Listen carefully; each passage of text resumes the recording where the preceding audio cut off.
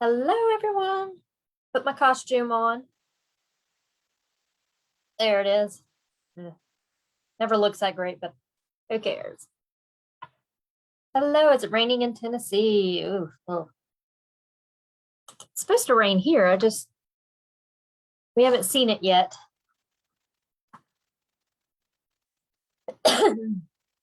Y'all know I have to get at least one out. All right, everyone's signing on.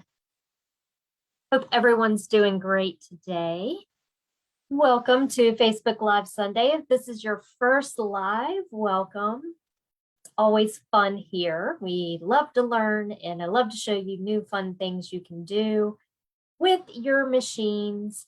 Always try to start out with, if you're new, I do work with the Baby Lock machines. I am a national Baby Lock educator, so I'm always on a Baby Lock machine. A lot of times I use the built-in aspects of the Baby Lock Solaris, Meridian, something like that. It's called IQ Designer, and that's what we're going to be using today. But fear not, if you happen to have software, you can recreate this design in your own embroidery software. I will not be talking about software though. Yeah, what I've got to show y'all this year is really cute. What we did last year was really, really cute. Should try to find it. The cutest pumpkin in the patch. See, I love Halloween. This is my favorite time of year. And let me see if I can find the cutest pumpkin here. I keep all my samples right below me so I can try to find things. Let me get off my legs. Maybe I can see. I sit funny. And today, as I'm looking for stuff, I'm also going to announce the winners of the So Fearless Challenge that I challenged you guys to make some stuff with the beautiful Baby Lock So Fearless logo. No, it's down here somewhere. Where is it? Well, it's in there somewhere and I just don't feel like digging. So I'm going to get back to it. So last year we did Cutest Pumpkin in the Patch. That was a little applique that we designed in IQ Designer. And we created an applique, but we also threw an extra piece of fabric on top. And then we cut out some areas and it made it look really super cool. So you can always go back to my videos and refine that design. Let's see, Trudy, you made it, yay. So glad you can make it. So again, if you are new to the group, I hope you can learn something. Now, the other thing is, if you happen to have a brother machine that has my design center, follow along because they're very similar and you can do these same great projects that I'm teaching you. And I am burning up now. I'm gonna turn my fan on. Give me just a second. Whew. Whew.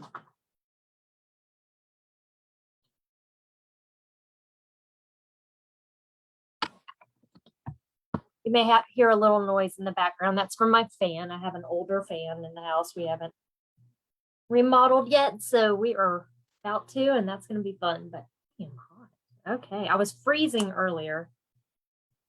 And of course, hey, Lucille. So hello, everyone signing on. All right. Hey, Kathy. Okay, so let's talk about, what should I start with today? I don't know. I don't know if I want to do the giveaway first or let's just go ahead and do the giveaway. Oh, let me do something real quick that I forgot to do. And then we will do the giveaway. You can't see what I'm doing, but I'm doing something here.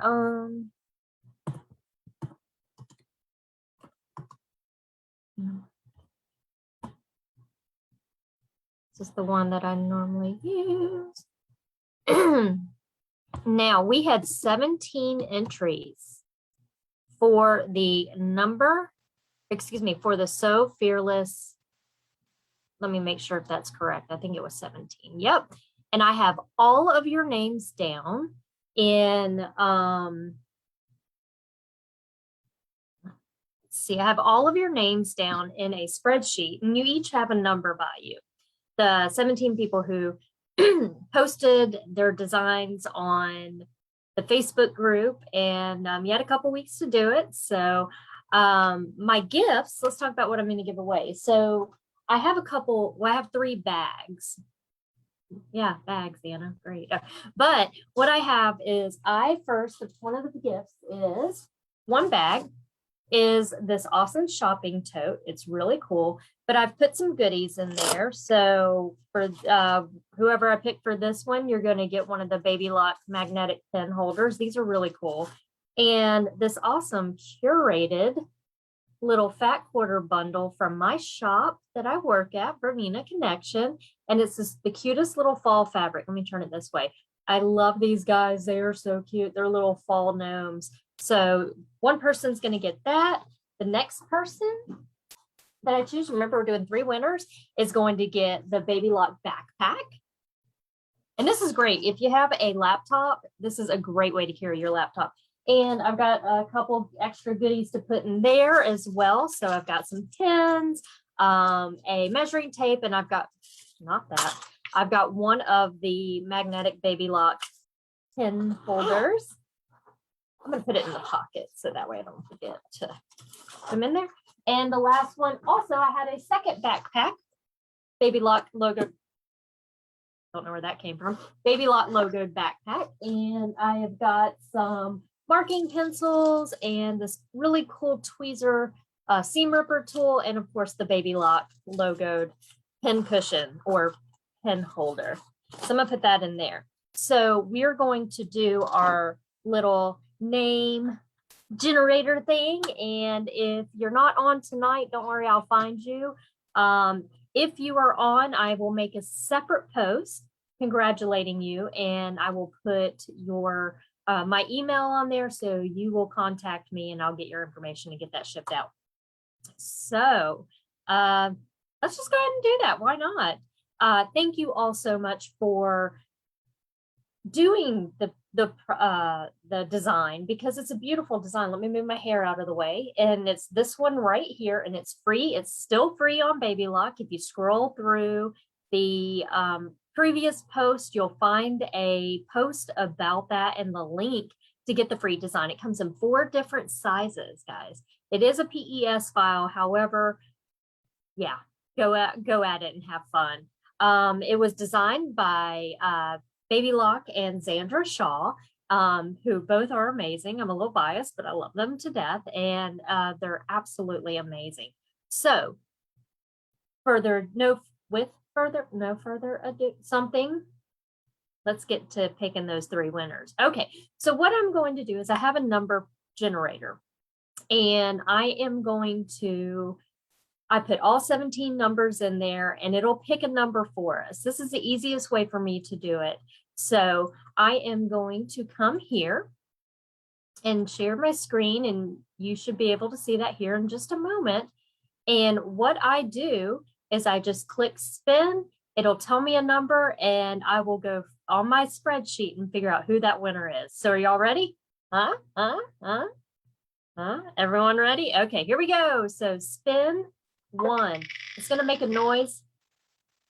We're going to see who got it. So that's number 17. Let's go see who number 17 is. You may not be able to see this, but I can.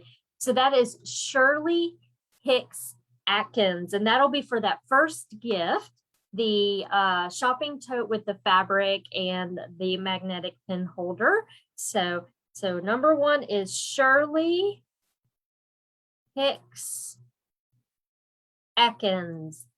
Congratulations, Shirley. Yay. Everybody, please give her a big round of applause. And okay, so now what I'm going to do is, yes, congratulations, Shirley. Now what I'm going to go do is do the second one, and that is for one of the backpacks. And here we go. Yay. Oh, you're on here, Shirley. Congratulations. How exciting. I'm so happy for you. All right. So let's go and do the next spin. Ready? Who's the next winner? That's going to be number 10. And let me go find out who number 10 is real quick. Number 10 is Teresa Belangi. Oh, she's been here forever. Hey, Teresa, if you're on here, congratulations. Congratulations. I can't even talk today. So let me write Teresa's name down so I don't forget. Congratulations, Teresa. Yay. So you're going to get one of the Baby Lock logo backpacks. How cool is that? All right. All right. Now we've got one more. I don't know if Teresa's on tonight, but we will definitely make sure she knows that she won a prize. Okay. All right. My last spin. Here we go. Y'all are all so sweet. Congratulating everyone. You are so great. I think I have the best group out there. All right. And the last winner is number 16. And let me go check out and see number 16, Rose Burgard Kitzman. And hopefully I didn't butcher that, Rose. So you are going to get the Baby Lock backpack as well. So Rose Burgard Kitzman. Yay. Congratulations, Rose. All right. So if you're on here, I'm so excited for all 3 of you. And thank you, all of you who did enter, because it was a really fun design, wasn't it? It's really, really pretty. And you can do a lot of stuff with it. Now, I've only made 2 things with it. I know some of y'all have really went out of town. And Rosie, that basket or the little box, amazing. All of y'all did amazing. So I made a little quilt, little wall quilt with it, and I used IQ Designer to build all the way around with it with different fill stitching. But I was also playing as well, and a little technique that Mike Johns has taught before is how to take a canvas board, and we would take if we wanted to put something on a canvas board, we would stitch it out on fabric and then wrap that fabric all the way around the canvas board. But Mike Johns showed us how we could successfully embroider on the canvas itself. And you do have to remove the little, you can see how bad of a stapler I am. You have to remove the backing or remove the frame out of it and everything. But I mean, it's so cool that now I can just stitch directly on this. And I've done so many of these on these. I go to Michael's and they have like packs of them on sale for like half off all the time. And so I just think it's a great way to put embroidery and show off what you're doing. And so I did that with this one. And this one's, I like this one. I don't know. I think I did a lot of pink, but I am a pink girl. But what's really cool is this vinyl right here is a mermaid vinyl. So that what that means is once the light hits it, it's different colors each time. So you can really play with it and have a lot of fun. Thank you. Oh, Lynn, thanks for saying that, everybody, and Betty too. Yeah, congratulations to you guys. You guys are, y'all know I say this all the time. I have the best group. So we're all very in it to win it together. Okay, so let's talk about what we're going to do today. Now, a little while ago, I made a post and I put a little pumpkin outline up for you. And I did put some sizes of applique fabric and all that, kind of a little supply list if you wanted to follow along. Of course, you don't have to follow along. You can do this on your own. But go back and look at that post and it has everything that you need. The other thing is this is going to take a while. So we may be here a little longer than normal, which we usually spend about an hour, but this may take just a little bit longer. This looks like it's falling out. There we go. So let's get into it, I guess. It's a lot of fun and I thought it was really cute. I love playing around with my IQ Designer. And again, if you don't have IQ Designer, you could really, oh, thanks, Lynn. You're so sweet. You could really build this in a way in your own embroidery software. However, I'm not going to talk about software this evening, but just think about it. Now, here's the first one I did. I've stitched it out. Let me. Oh, you're so sweet, Ronnie. Yeah, thank you. Yeah, well, you know, y'all are my girls and boys. Okay, so the first one I stitched out, I went way too big, and I even thought to myself, this is way too big. But it's the picture that I used for the announcement. And it came out really cute. I'm a huge Charlie Brown fan, and especially this time of year, I absolutely love the Charlie Brown movies. However, I think they're not coming on TV anymore, which I think is ridiculous. I think we need to fight the powers on that, the powers that be. And so my favorite saying is "Welcome, Great Pumpkin." And if you've never seen that Charlie Brown episode, you should really watch it because it's so sweet and it's so innocent. And I absolutely love that. So I decided to make my own Welcome, Great Pumpkin. And I put it on a tea towel. And you can see there's my pumpkin and I used the built-in fonts. Hopefully I didn't misspell anything. I didn't. That's good. And also the word pumpkin is very special to me because my youngest niece always wanted to be called Pumpkin. That was her name. Her name was Pumpkin Pafford. It wasn't Micah Pafford for the longest time. And so pumpkin is just a cute little enduring term to me. So pumpkins are just adorable. But what you notice about this pumpkin is it's like a chevron. And this is really 4 different appliques, including the little stem here. But these little guys are each separate appliques. And I also used my fills. Can you see my beautiful fills in there? And I had so much fun. I love this fabric and I'm all out of it now because I got it years ago and I don't even know where to find it. So if anybody finds this fabric, let me know. It's old, but it was so cool. I thought it looked really cute. And then today I was like, well, I need to remake it, but I need to make it smaller. But I also have my garden flag blanks. What if I put it on a garden flag? Now this one I just put welcome. I didn't put welcome, great pumpkin, but I remade it and made the design smaller. So it looks better. I just think that's just way too big. But if go big, go home, right? If you want to, and especially if you're from Texas, girls, y'all make that pumpkin as big as you want. But this is my garden flag. How cute. Look, and I just put welcome on it, but I could totally put welcome great pumpkin if I wanted. And I'm going to do this whole entire process in front of you today. That means stitching it out and everything. So that way you have all the guidelines you need. Now, these little flags I'll try to find the link and see where I got these.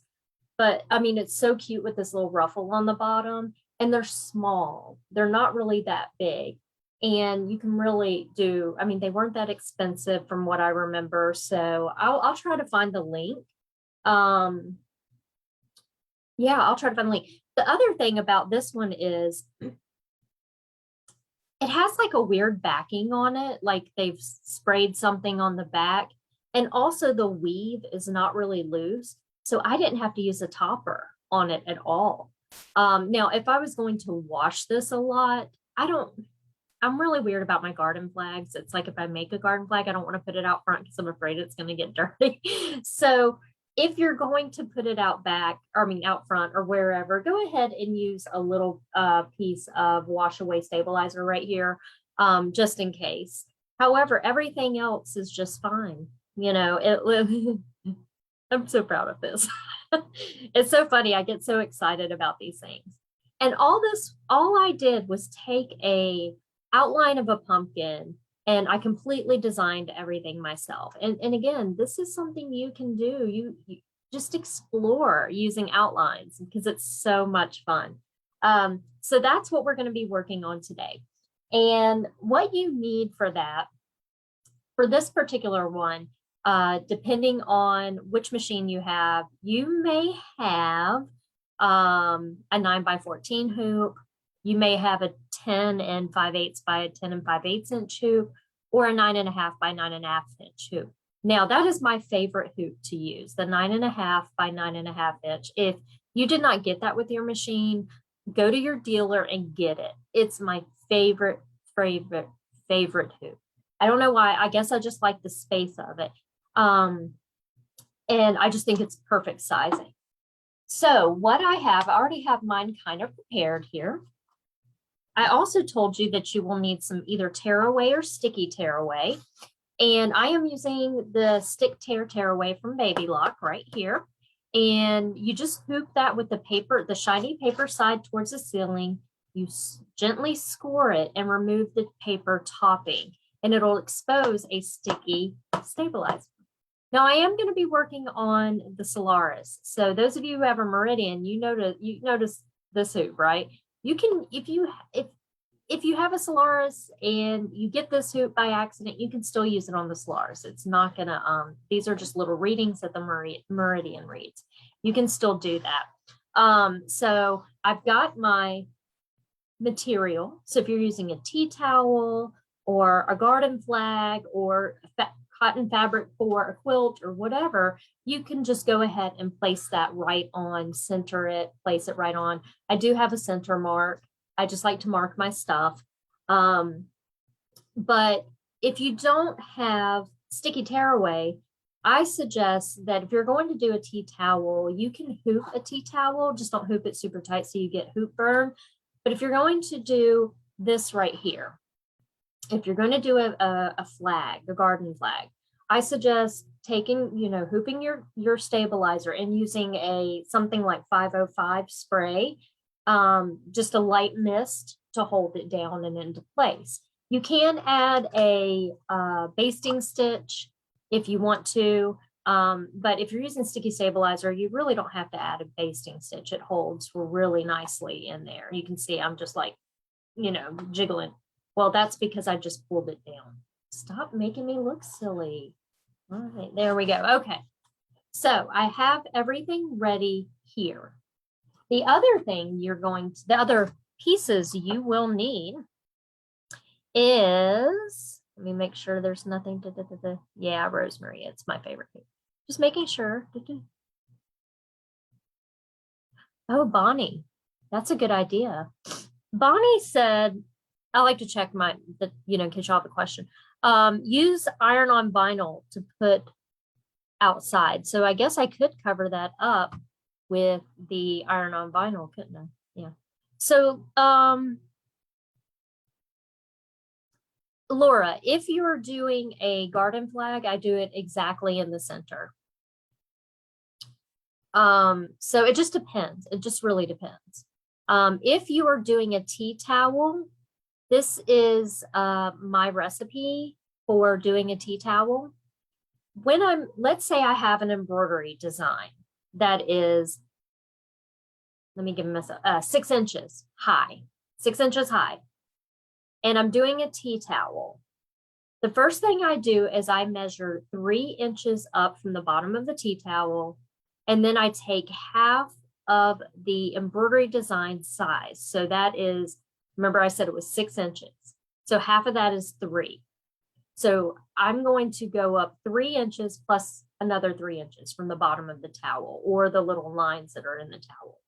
So that means I would actually come up and mark my center at 6 inches from the bottom of the towel. But that can vary. Remember, that can vary because some towels have decorations on the bottom of them. So you may want to do the 3 inches up from those decorations. So it just depends on what you're using.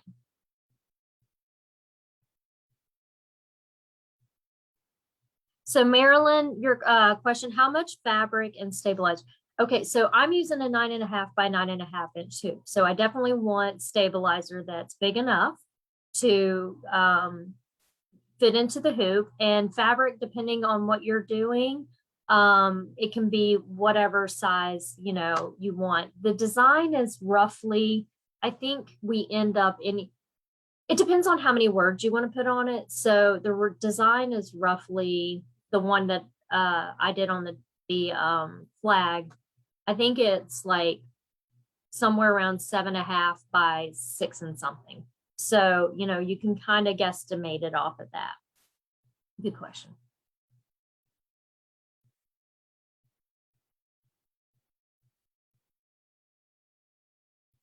Yep. So Bonnie has some great tips. She says, cut one side to exact measurement and the other half bigger all around, fold over and press. So yeah. Just making sure. Okay. So, but there's a lot of ways. I mean, if you fold a tea towel in half and you want it exactly in the middle, because if we look at a tea towel, okay, so this is my tea towel right here. And you remember, this is the huge design.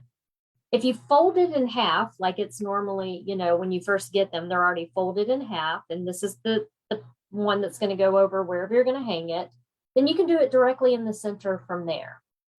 So it's really up to you where you want it to be placed. And remember, you can always use your scanning tools or whatever later to kind of guesstimate it. Now, that's a little harder when you have an Altair or Meridian, but there are ways to get around it. All right, so let's talk about the applique fabric. Oh, Bonnie, okay, thank you. That was for the vinyl. Sorry. Thanks for correcting me. Okay, so what we need, let me grab this. Let me grab just a smaller one because it's going to be easier to hold up. So we're going to need 4 different pieces for applique fabric. We will need, and you can make it any color you want, guys. This could be a hot pink for Breast Cancer Awareness Month pumpkin. Oh, Anna, that's cute. Okay, I might do one of those. Okay, so you're going to need 3 pieces of applique fabric. And for the size here that we're going to do, you're going to need them to be 2.5 by 8 inches. So that's for each of these right here. This one right up here for your little stem is going to be about 3 inches by 2.5 inches. It's a little big, but go big or go home, right? So I have my applique fabrics, and for this one, I'm going to use the cutest little cat pumpkin fabric for the center, and my grunge orange for the top and the bottom. And then again, I just have my little grunge stem fabric here. I love grunge. It's a great applique fabric, great fabric for anything really. And that's all I have. And no, I'm not putting anything on the backs of these because they will be tacked down with fill stitches. So I didn't really feel the need to put anything. I did starch them and press them. So I have those. I have my threads and I just chose whatever color threads I wanted to use. And today, let's see if you can if you can kind of see a little bit of a difference. Okay, do you notice the thread around the orange part, the orange thread right there? This is embroidery thread. However, notice how it's not shiny, it's flat. Okay, that is embellish, excuse me, matte threads. And what they are is, if you've ever, well, it looks shiny on screen. All embroidery threads are shiny, right? Like Floriani thread is gorgeous, it's shiny. Madeira thread's gorgeous, it's shiny. The rayons are shiny, the polyesters. This is a polyester thread that's coated to look like a cotton thread. It's not cotton, but it's a polyester thread that's coated to look like a cotton. And I love using this because it really just gives it kind of a cool look. And so that's what I'm using today for my threads. And of course, just my bobbin and a 75 embroidery needle. All I'm using. So let me get those out of the way. There we go. And you can find those at any embellish dealer. Jacqueline, get it. They are beautiful. And again, got to toot a horn here. My best friend Hope Yoder, those are her threads. So I just love them. And she also makes a 60 weight thread, which is really good for tiny lettering if you ever need that. But yeah, get it because it's so much fun. I think Melinda has it and we love using it. It's just so cool looking. So, okay, so I've got that. I've got my threads. I've got everything that needs to be, I've got my hoop and all that. So the next thing we need to do is design it. This is going to take a little while, only because you guys know I go kind of slow. So just bear with me. If you have questions as we're going along, please ask. I do not have written out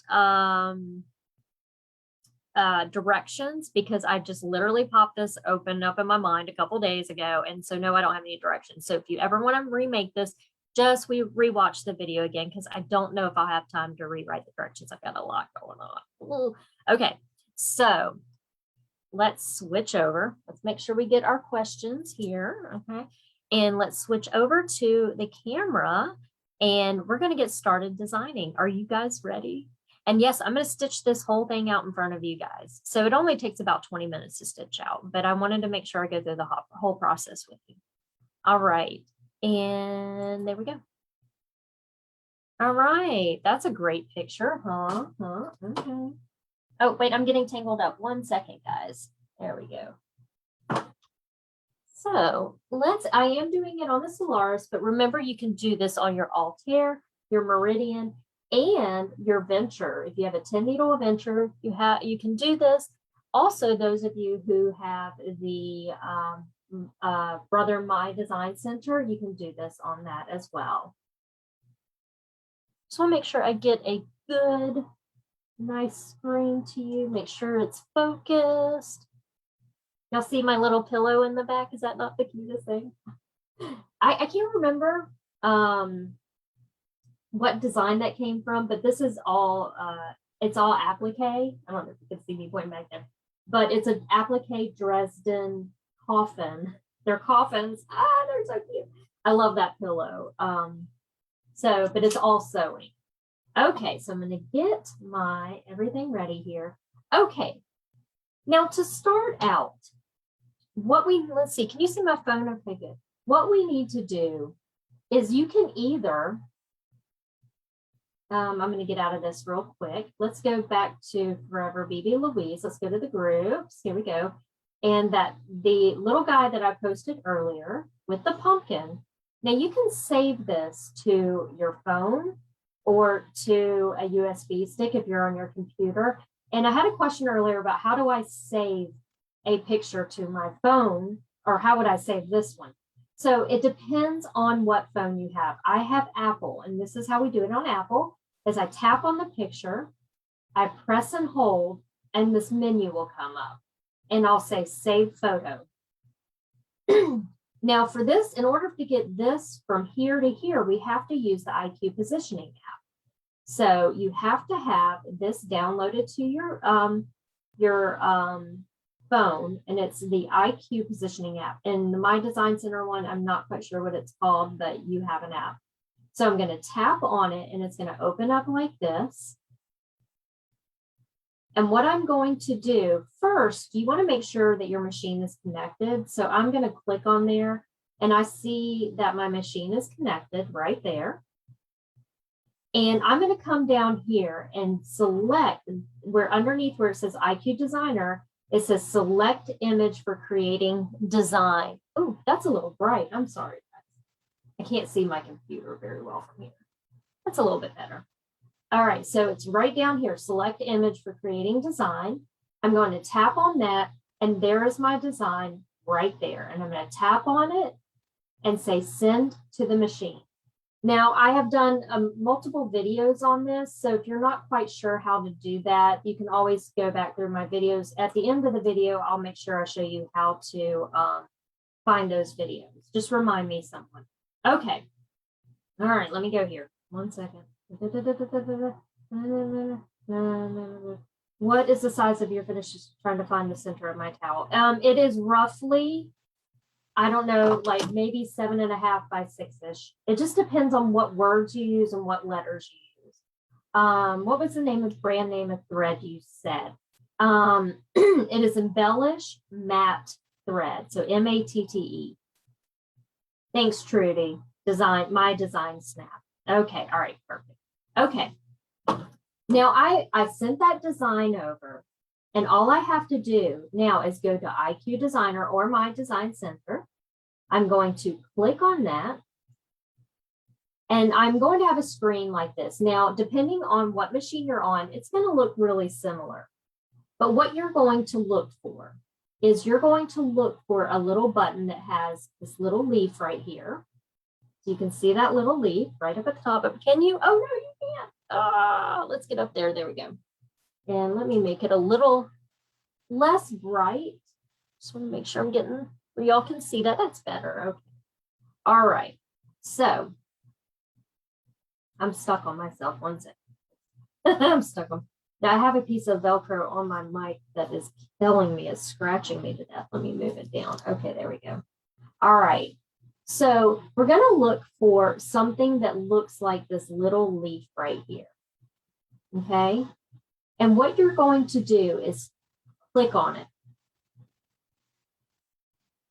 Now, if you have a destiny or a dream, it might up here at the top say, if I remember correctly, line design. There might be a button that says line design. You're going to want to pick or click on that if I'm remembering correctly. If not, you click on this little leaf and you will see the words line design. So we want to click on that, and you're going to get a screen similar to this one. And what we want to look for, depending on how you saved your design, if you saved it to a USB stick, you're going to click on the USB right here. If you sent it over wirelessly, we want to go to the Wi-Fi symbol right here. Now, your Wi-Fi has to be connected to your machine and your phone in order for it to get over there. But let's go ahead and click on that Wi-Fi symbol. And the very last one that I sent over will always be up at the top here. So I'm going to click on that, and boom, there's my pumpkin. And this is the pumpkin that we're going to use for the entire time. All right, so the first thing that we want to do after selecting it is select the word set. And there it is right there. And you can see up here that it has a size of 4.61 by 5.5. We're going to make that bigger. Not open to the JPEG form. Mickey, I'm not quite sure. Because I hardly ever do it that way. Actually, I never do it that way. So that's a good question. Melinda, I don't know if you know that answer, if you're still on here. Mickey asked, not able to open the JPEG. from the USB what file type. We may just have to find that out for you here in just a few minutes. Oh, Teresa. I get this file not able to be used message. Teresa, how did you send it over Wi-Fi or did you use USB? So, okay. Well, I'm going to have to get back to that. So let me see if anyone did not like the JPEG with a number.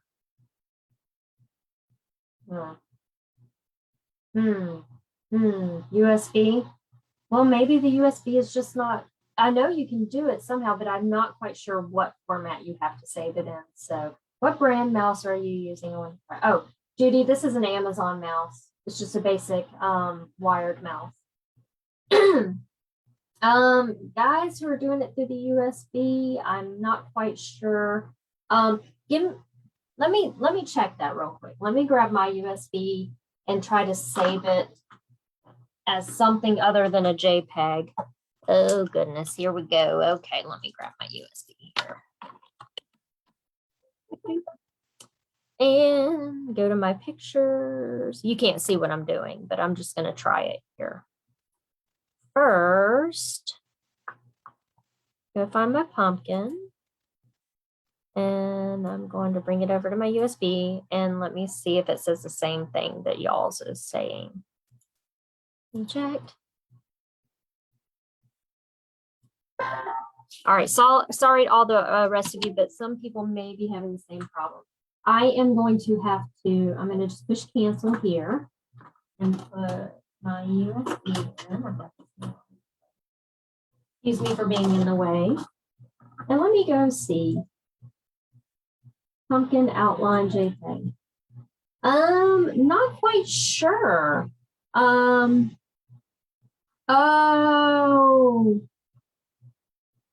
Mickey. You know what? I did change it when I saved it to pumpkin outline. I wonder if the number is messing with it. Yeah, Trudy, thank you. Yes. See, I know you have some smart people up in here. Because I saved mine as pumpkin outline on my computer and it's pulling up. Maybe the numbers, well, let me hit set. Let me make sure. Okay, so there it is. And it even brought it in as smaller, but we're going to change that later. So it is working as a USB on mine, but again, maybe because of the number thing that I renamed it pumpkin outline and took the numbers out. Try that, guys. Thanks. Thanks, Trudy. Okay. All right. Let me know if that works or not. Okay, so I'm going to go back to my Wi-Fi one. And I'm going to click on it and pull it up. And there it is. And I'm going to hit the word set. And what's going to happen is you're going to see it come into this screen here. I need to make sure that you guys I can see what you're seeing. Okay, good. All right. Ooh, we're a little crooked. Oh, there we go. And at this point, all I'm going to do is I saved it twice, once as outline and again as outline 2, and it was cropped, able to open outline. Okay, so, oh, Mickey, we learned something today. Thanks for bringing that up. Okay, Teresa, awesome. Teresa, did you hear you won one of the gifts? One of the giveaways? I don't know if you were on here yet. Okay, so, all right, let's move past the screen. I think we got it all settled. So from here, I don't need to crop anything because I don't have anything that is out of the little, you know, sometimes there'll be words or something like that hanging out there. And you're going to use these little guys to crop out anything you don't want in the picture. So you can, you know, you can drag them out or move them in or do whatever. But for this, we just have a straight outline. So we don't really need to do anything. So all I'm going to do is select the word okay. And then what I see on the next screen is an actual outline. And that's what I want. I don't want anything that's filled in or anything like that. I just want to see an outline. And from this point, I'm just going to select the word set. And now we're back on our edit area inside of IQ Designer. Now, what I can see, and which drives me a little bit crazy, it's no big deal, but I'm going to zoom in just a little bit. But I can see the outline of the original drawing in the background. And for some reason, that annoys me. So what I'm going to do, I'll zoom back out, is you will find that you now have these little scale looking area right here, where you have a lighter leaf and a darker leaf. And what this does is this either makes that background darker, or it makes it lighter or disappear. So I like mine to disappear. That way I'm only focusing on the line drawing right now. The first thing that I need to do to start our applique is I need to turn this line right here into a regular straight stitch line. Since we're doing applique, we just need a straight stitch. When you bring this design over, like you just did, it assigns it a satin stitch. So like a little zigzag. If we look right up here and the line properties area, you can see there's a zigzag. That's not what I want to start with. So what we need to do is we need to go into our line properties, which is a grouping of 4 icons right up at the top. I always select the little piece of paper, and there we are. We're in our line properties. This is where we are going to, Judy, I'm getting there. This is where we are going to change the line property of our designs. So first I'm going to select my single run. Looks like a double run, I know, but this is called single run. So I'm going to click on that, and then I'm going to choose a color. It really doesn't matter what color at this point. It really doesn't matter what color you use at any of the points, because we can put any colored thread we want in the machine. So I'm just going to choose this dark purple and push OK. The next thing I'm going to do is I'm going to assign that straight stitch line to my pumpkin. And I'm just going to zoom in a little bit just so we can see it a little bit better. But I have to turn on my bucket. And you'll see you have a little bucket right here. So we're going to click on that. And then I'm going to just tap the outline. And depending on what color you have chosen, you'll see it change that whole color. Now that is our, that is a straight stitch running, or it's a single stitch. The next thing we want to do is we're going to change the size. So I'm going to find a little box down here, way down here. It's either at the bottom or it may be over here somewhere, that has a square with dashed lines, not 2 squares, just 1 square with a dashed line. I want to make sure that that is selected. And I'm going to come way underneath my pumpkin, and I'm going to draw a box around my pumpkin. And it's going to be selected now with a red box. Then what we're going to do is come to our size key, and I can close this. I'm going to select our size key right here. And I'm going to open it up, and we're going to change the size of this pumpkin. So I want to change this to about 5.50 by 6.5-ish. So 5.5 by 6.5, we'll say. And we're going to get it as close to that as possible. And how I do that is I have my proportional larger and smaller keys, and I'm going to use my proportional larger key right here. So that is a box with the arrows going all the way out of it. So I can press and hold. And as I'm pressing and holding, I'm watching the numbers, and I'm looking for that top number to be around 5.5.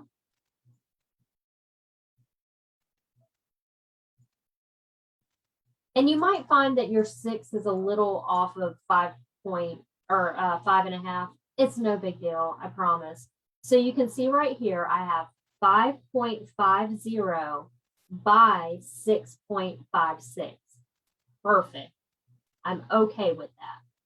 So I'm going to type that into the comments. So 5.5 inches, just so you have it there, by 6.5 inches. And again, if it's a little off, no biggie. So there we go. I typed that into the chat so you guys have those numbers. And now I'm just going to push OK. Now, what do I tell you to do all the time? Save and save often, right? So we're going to save this guy. You're going to go look for your memory key. It will either say memory or it'll look similar to this pocket right up here, but an arrow will be going inside of it rather than outside of it. So depending on what machine you're on, let's select your memory. And I'm going to save it to the machine. So here we go. I'm going to click on the little machine. And now it's there. So if something were to happen right now, I can go back and that design is there still. So from this point, what we want to do is start creating our applique shape. And it's really easy. I didn't draw the little zigzag because I'm too lazy for that and it would never look that great. So I use my shapes in my shapes tool. And where can we find that? Your shapes key is this one right here, this circle and square. So let's go ahead and click on that. And this is where you're going to be able to find all kind of fun shapes to play with. You have different tabs up here to find different things. So your first tab that's highlighted in blue up here is just your basic shapes. The next one with the little flag, those are some more fun shapes. But the one with the little curly Q, that's the one I want to go to. And if you look where it says underneath the open shapes, you can see I have that little zigzag. That's what I'm going to use. So I'm going to click on that and say OK. What you will notice then is that you will be able to, you can faintly see mine, but if you're following along with me, you'll be able to see the outline of your pumpkin, and then you will see your zigzag right here that is surrounded by a red box. Don't click off. What we're going to do is we're going to make that zigzag a little wider before we do anything. So we're going to go to size, and we're going to use our unproportional keys right here. So see the one with the rectangle and the arrows are going outwards? That's the one we're going to use. And we're just going to press and hold until it gets to about there. Seriously, I have no numbers for this. It just needs to stretch beyond the pumpkin outline. So I've got it kind of stretching pretty far out. And also, just depending on the way you want it to look, do you want your zigzags to be a little more, don't see pumpkin now, just zigzag. Mickey, you don't, depending on what color you chose to tap on your pumpkin, maybe you can't see it from there. The one thing you can do, Mickey, is use your back buttons right here. So if I go back and then go back again and go back again, and if you can see your pumpkin, if you used a dark color, you'll be able to see it better. If you used a light color, you won't be able to see your pumpkin. So hopefully that helps. All right, so I'm going to go grab my zigzag again really quickly. Okay, now what we're going to do, let me go back and stretch my little guy out again. There we go. So now I have him stretched out, and I'm going to push OK. The next thing, so can you see it, Mickey? I'm not quite sure. Okay, so we can see our zigzags right here. What I need to do is take it, and I'm going to click on the size key again. And this is where you can use your move keys, okay? And what I'm going to do is move it up. Now I have no numbers for this, guys. This part that we're about to do. You're going to do it all visually based, okay? So let me zoom in a little bit. Well, that's not the greatest zoom in. We're going to hold it out here. This is all going to be visually based. You're going to take and use your move key to move it up to about there. And let me zoom in so you can see it. If you can see the top of my pumpkin, I know it's really light, and you can see my zigzag. Just think of your pumpkin as in thirds. We're going to break it up into thirds. Okay? So let me do this. Don't do this. I want y'all to hold on for a second. If I click off, now we can see exactly where that line is. So you want to bring that zigzag about that high. And again, I have no words or no sizes or heights or anything. It's just I did this all visually. So I'm going to get that highlighted again. And now once I've moved it up to where I want it, what we're going to do, let me come back just a little bit here so we can see the whole screen. There we go. Now what I want you to do is select this button right here. This is your duplicate key. So it's going to make a copy of whatever's highlighted. So it's highlighted with the red box is my zigzag. So the box with a box and that is solid and a box that is dashed, there's two boxes in there. What I want you to do is tap that. And you'll see that it brings another zigzag in. So this is what you have to do at this point. And this is important. So you need to click on the word size. We are not changing the size, but we're going to use these move keys. What I want you to do is select that little dot in the center. That's going to center it to the exact center of the design. And then we're going to take the top move button and move it up. And what we're trying to create is a break in between the two zigzags. So I'm going to click off of mine just so you can see it. Don't click off of yours, but I want you to see what I've got going on. All right. So now can you see that little opening in between the two zigzags? That's what we are creating. So now we need to do that whole process again to create the bottom applique.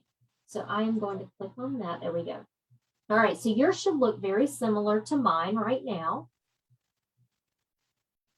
And now what I'm going to do again is select that duplicate key. And again, we are going to click on size, and we're not changing the size. We're going to select the little dot in the center.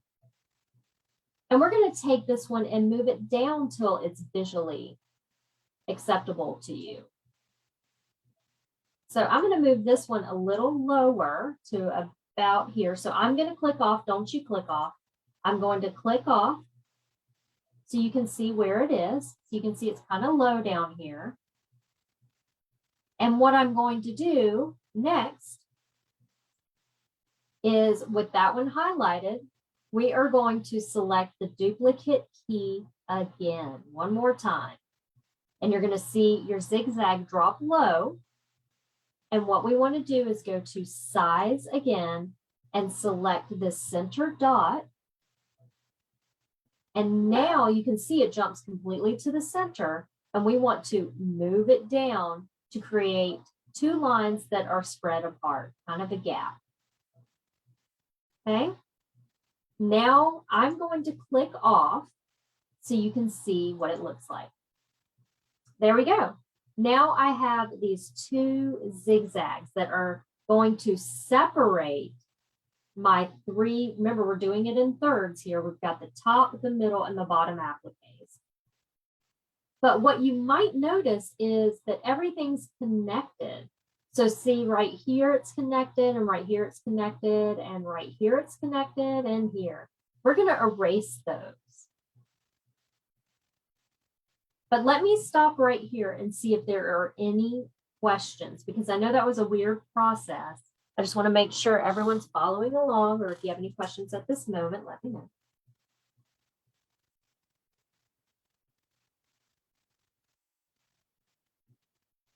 Give you just a second.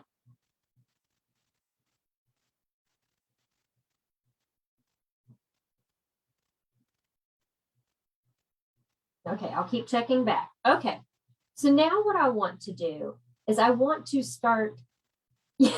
Yes, Denise, I know it's a lot of work for this one, but it's so cute when it's done. It is so cute when it's done.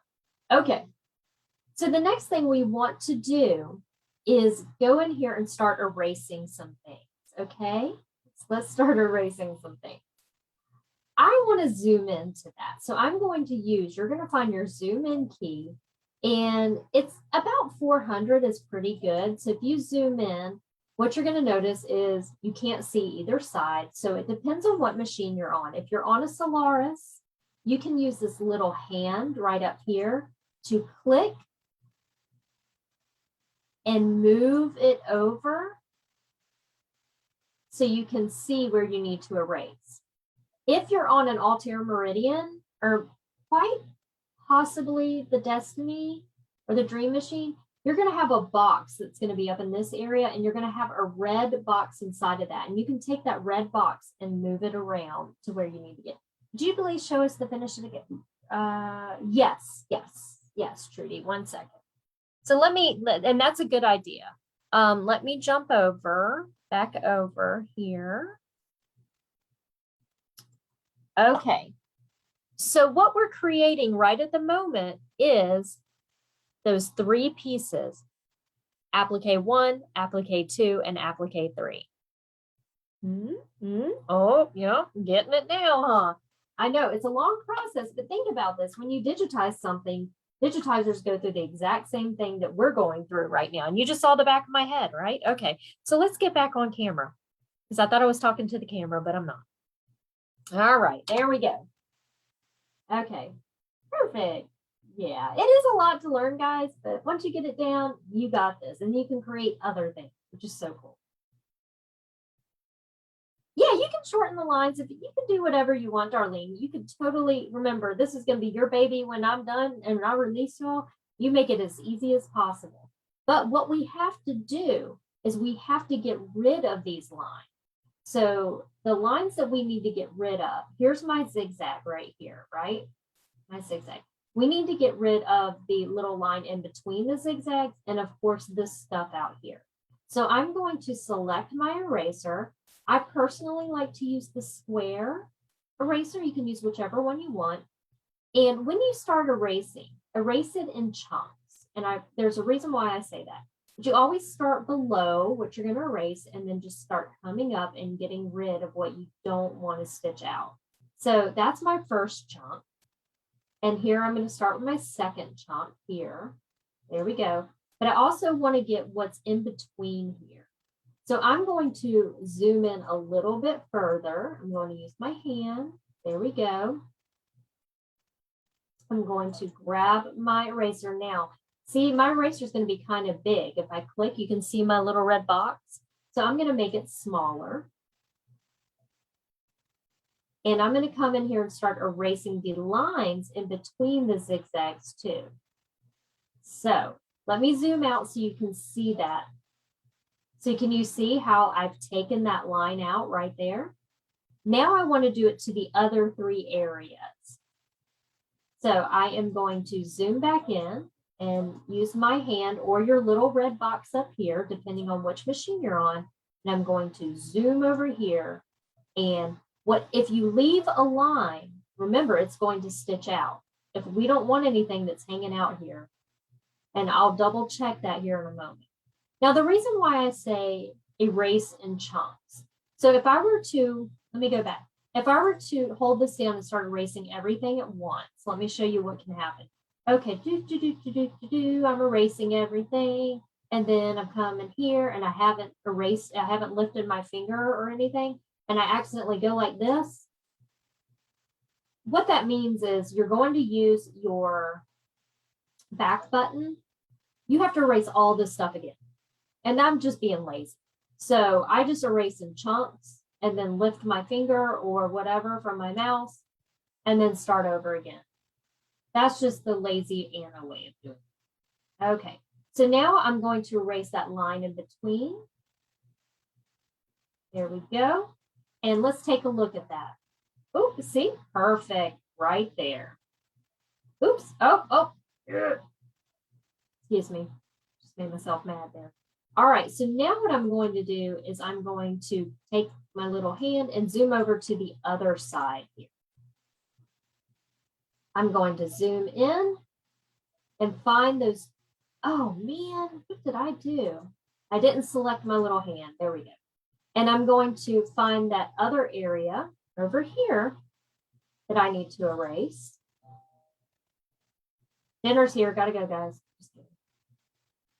Okay. I told my husband just that when dinner comes, just to come in and throw the burrito at my head.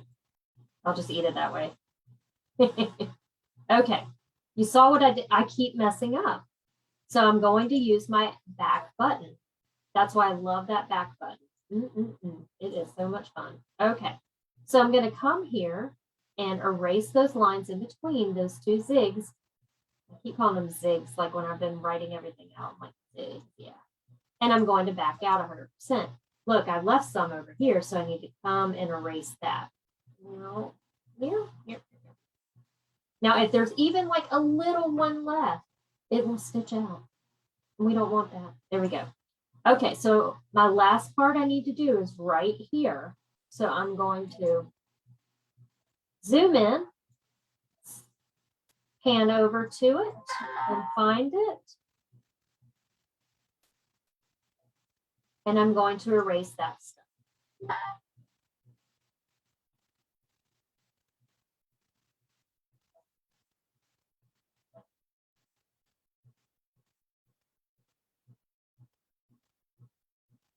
Whew, I'm losing some people tonight. Sorry, I told y'all that this is going to be a long one. All right, so I'm going to lift up. Okay, there we go. Now, I'm going to zoom out, and you should, oh, look at all, I'm not sure if you guys can see this, but I have some stuff over here I need to get rid of. I'm going to make my eraser bigger so I can come in here and just erase anything that I don't want. There we go. Okay, so now my pumpkin is separated into 3 areas. We have the top area, the middle area, and the bottom area. But let's take a look at this again. I have a stem area that's a separate applique. So what am I going to do for that? Well, this is the easiest way I could do it, or I could think of doing this. So what I did, I'm going to zoom in a little bit, is I came in here and drew a line right here to separate my stem. And how I did that is I just came over to my line properties. And if you can find a better way, do it. Whatever makes it easier for you. So I'm going to come over here to my line properties and I'm going to click on the little pencil. I am going to zoom in a little bit more and let's make it come down just a little bit.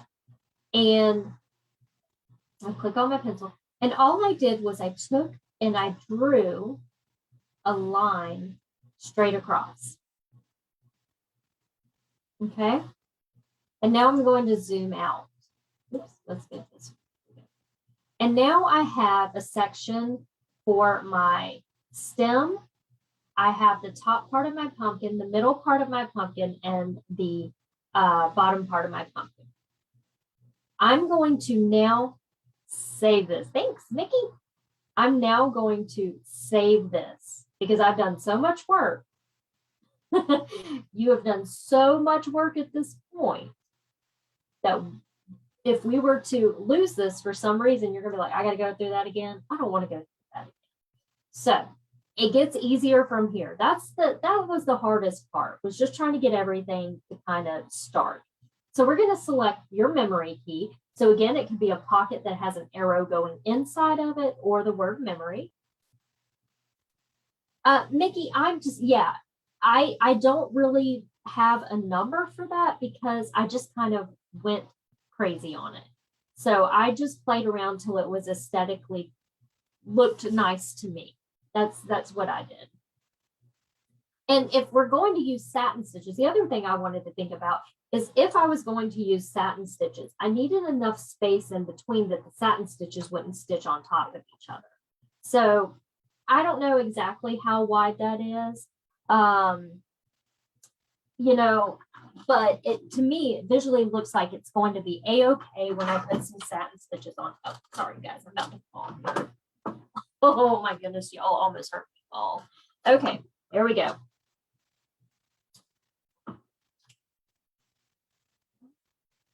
I lost you. There we go. Okay. So let's save it to memory, and I'm going to save it to my machine. And this is, it's saving it.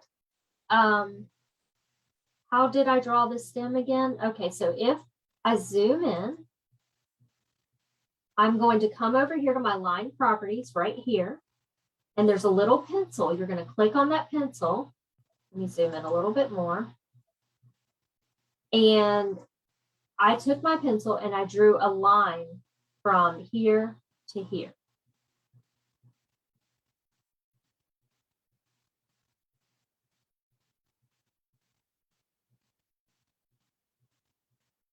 Oh, Teresa, I'm sorry. To turn my thing. Yeah, I'm sorry about that. Teresa, I'm not quite sure.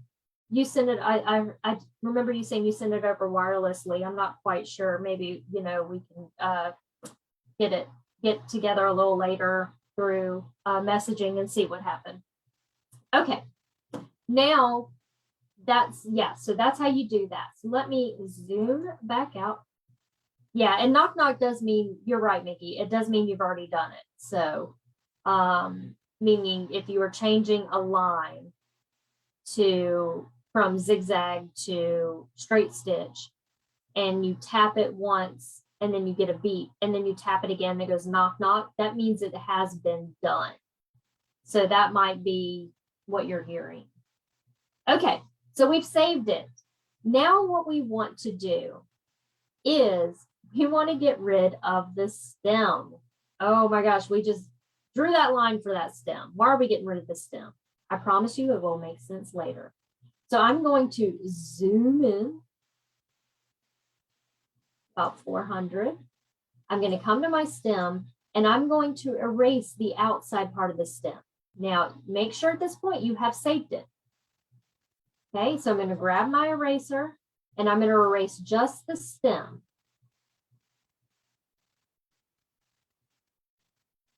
I'm not going to erase the little line I just drew. I'm just going to erase the stem.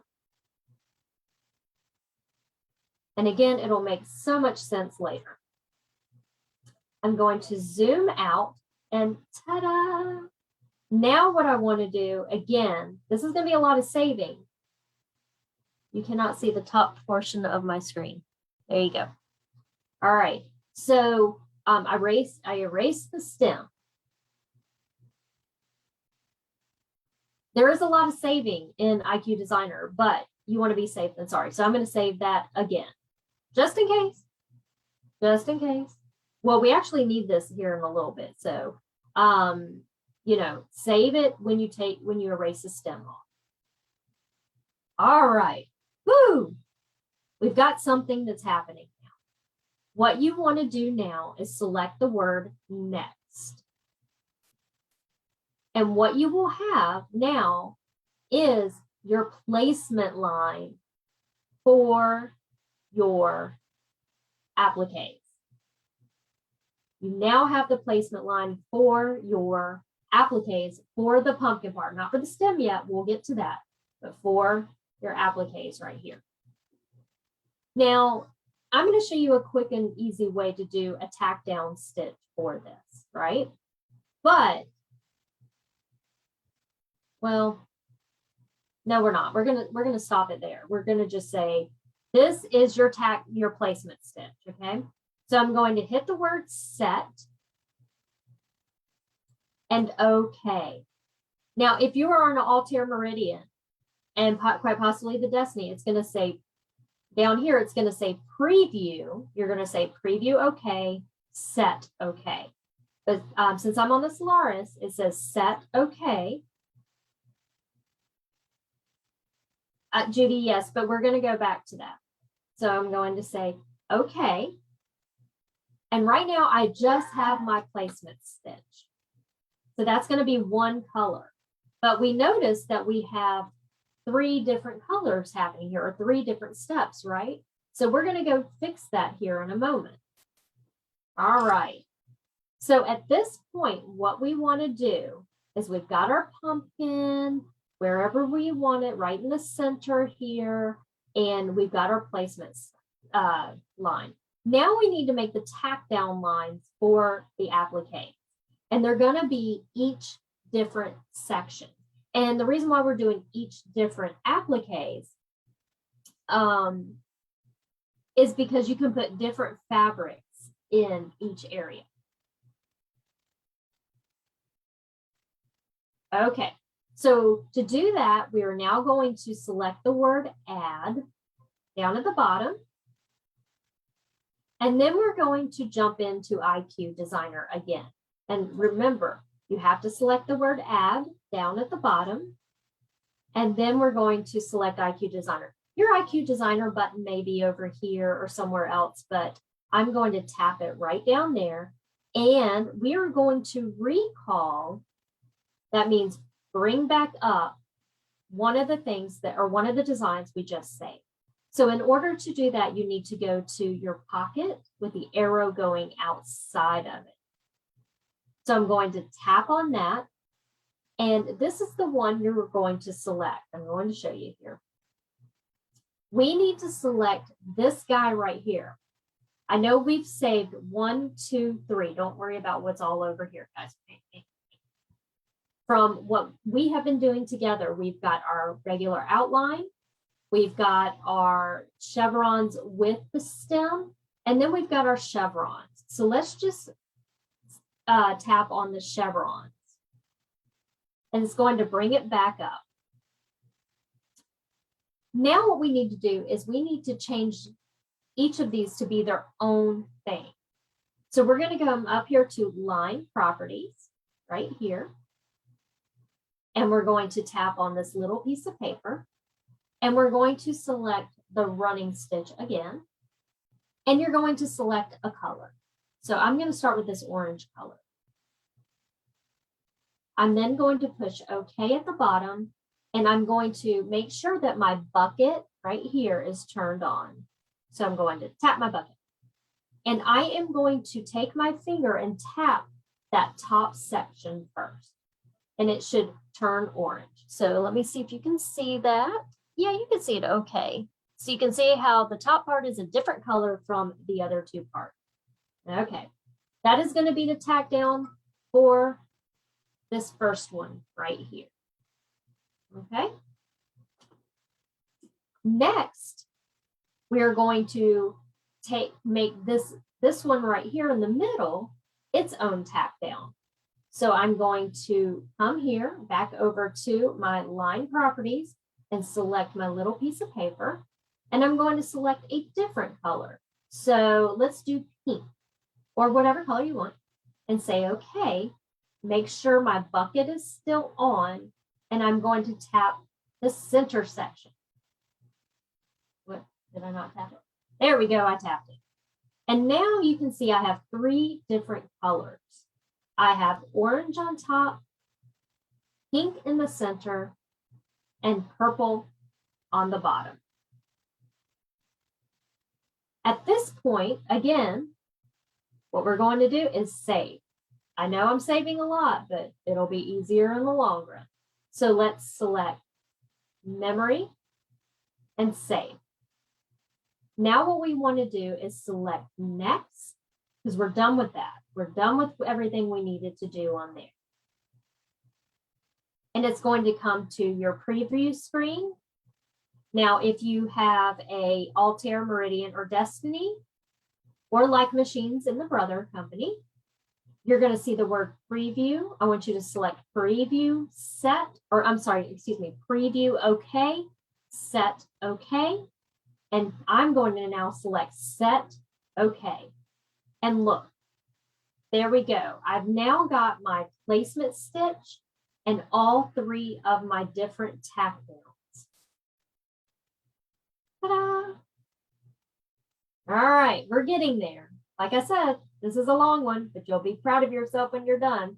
Okay, So now what we're going to do is go to add again down here at the bottom. And I'm going to select IQ Designer.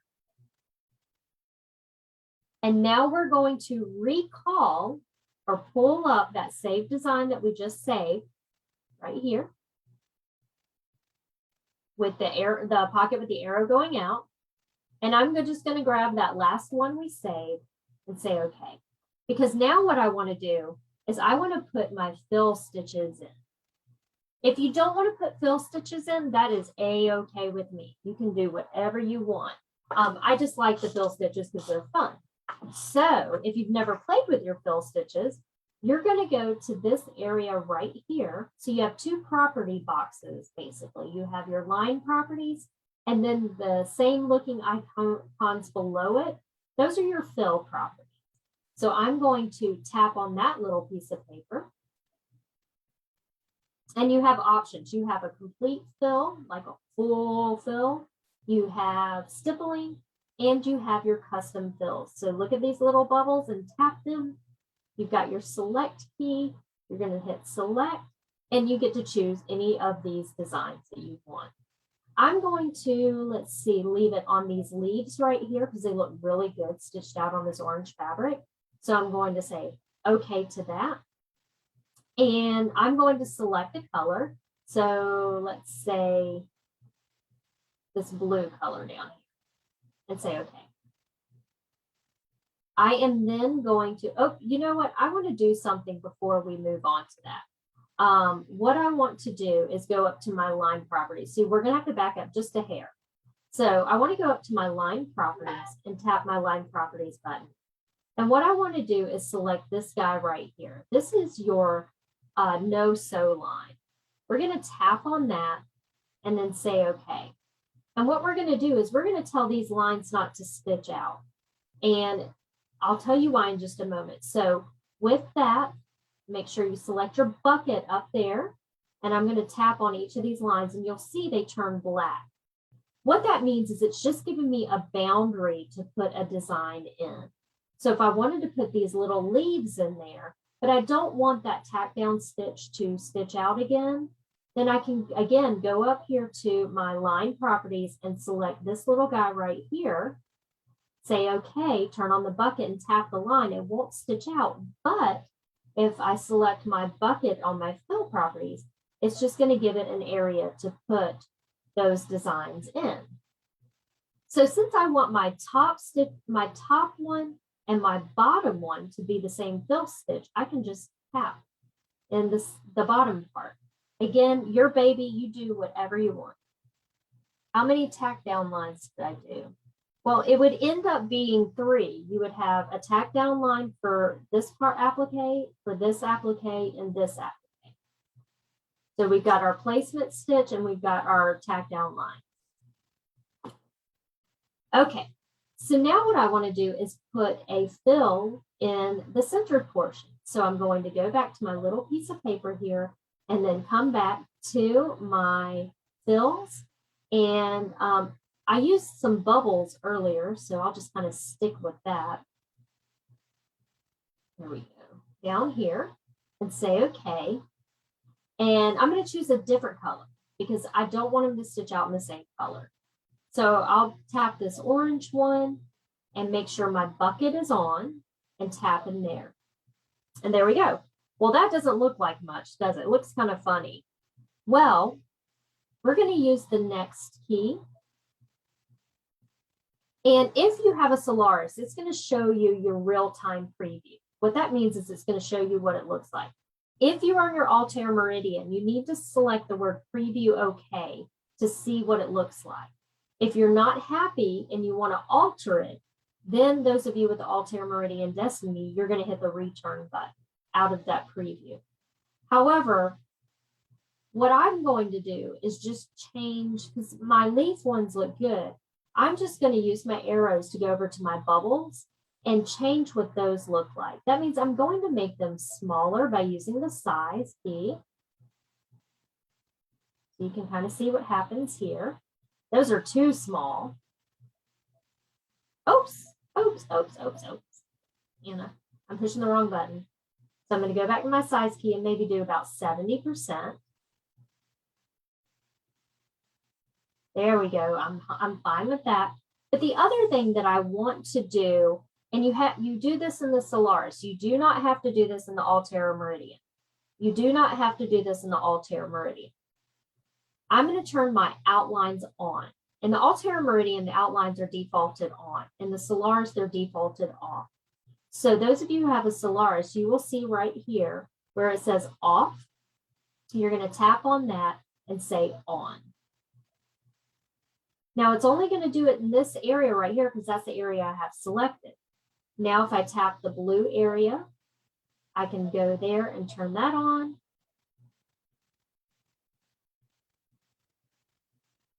And now I can go to the bottom one and turn those on. Oops, I got to push OK. Now, again, since I'm in the Solaris, I can see real time what this is going to look like. If you are in the Altair Meridian or Destiny, after you've changed whatever sizes you want, then you have to select Preview OK to be able to view it and see what it looks like. If you are happy with those, what you're going to do, like mine, I'm loving it, looks great.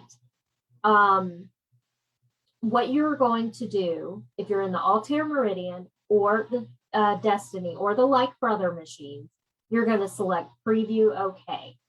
For us on the Solaris and the Like Brother machine, then we're going to hit Set OK. And what you notice now is that we have our placement lines. Let me open this up a little bit for you. Our tack down lines for each color, for each area. And then we have our fill stitching. So they're all stacking on top of each other right now. So now what we need to do, and we are getting close, I promise, I know I keep saying that. Now what we need to do is put our final stitching around our applique shapes for the pumpkin. So we are going to go to Add. We're going to go back to IQ Designer. And we're going to recall or go to the little pocket with the arrow going out, that last pumpkin shape again. So this one right here with the multiple colors, I'm going to say OK, or I'm going to click on it and say OK, excuse me. And there we go. So right now, these are straight stitch lines. We need to turn them into zigzag lines. Now, again, the top and the bottom, I use the same color thread. So I have to make those the same. But this one right here, I used a different thread. So I need to make that one different. And what I mean by that is I'm going to come up to my line properties right up here and select the little piece of paper. I'm going to make sure that my zigzag is highlighted. This is very important. Your zigzag is highlighted. And I'm going to select a color. Doesn't matter what color. Remember, we can put any color we want on our machine. So I'm going to do green and say OK. I'm going to turn on the bucket by just tapping it. And I'm going to tap the lines on the top part of my pumpkin and the bottom part of my pumpkin. Now, it doesn't show that they're zigzag yet or they're satin stitches yet, but that's okay. We need to tell the middle one we want it to be a satin stitch. So I'm going to go back to my line properties with this little piece of paper. I'm going to make sure that my zigzag or my satin stitch is selected, and I'm going to select a purple color and say OK. Making sure my bucket is on, I'm going to tap the line in the center. And now it's purple.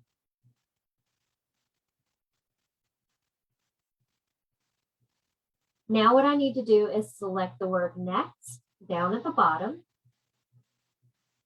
And you'll notice if you're on a Solaris that you're going to see a real time of the satin stitch. If you are on an Altair Meridian or Destiny, you're not going to see that just yet. This is what I want you to do. So down here at the bottom, you guys will see some little boxes that look like this.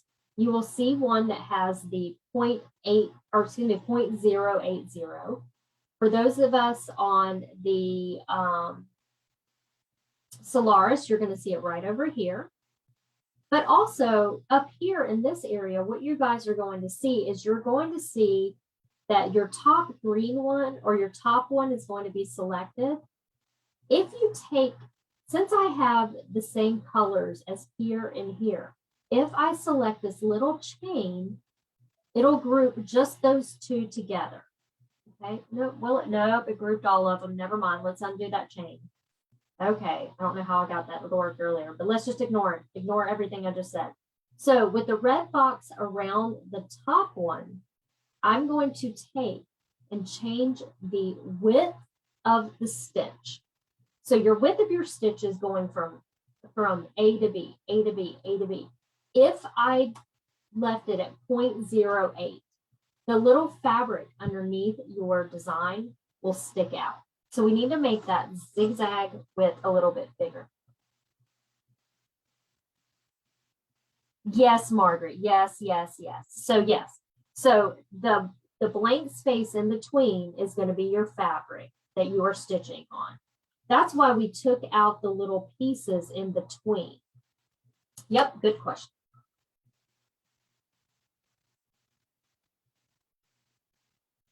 Okay, so let's go ahead and select this little area right here where it says 0.080, and we're going to change that to, using the plus sign, let me see where I have my notes here. Let me get my notes. 0.140, and we're going to say okay.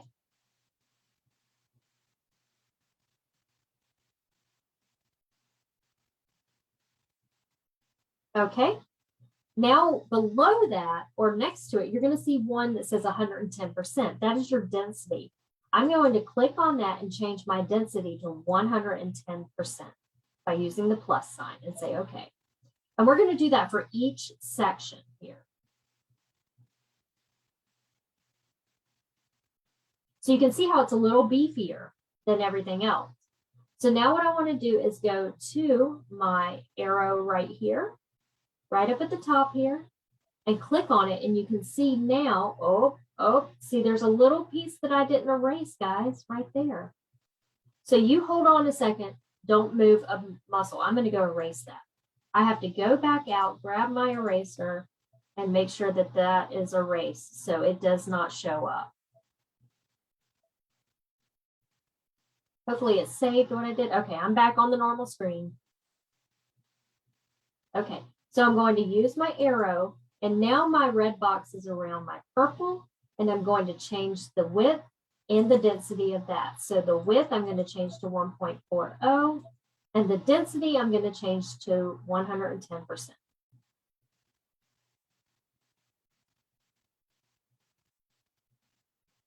So Mickey, what machine do you have?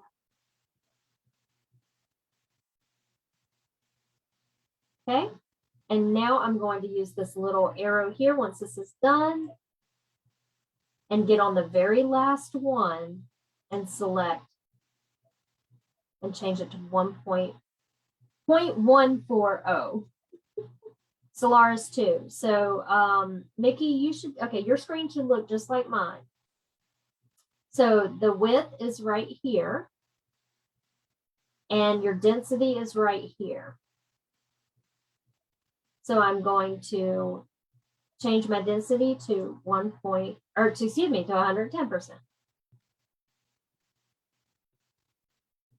So it's going to be on the side. If you are still over here in this area, you need to select the word next. And this is where you can change your stitch width and your length.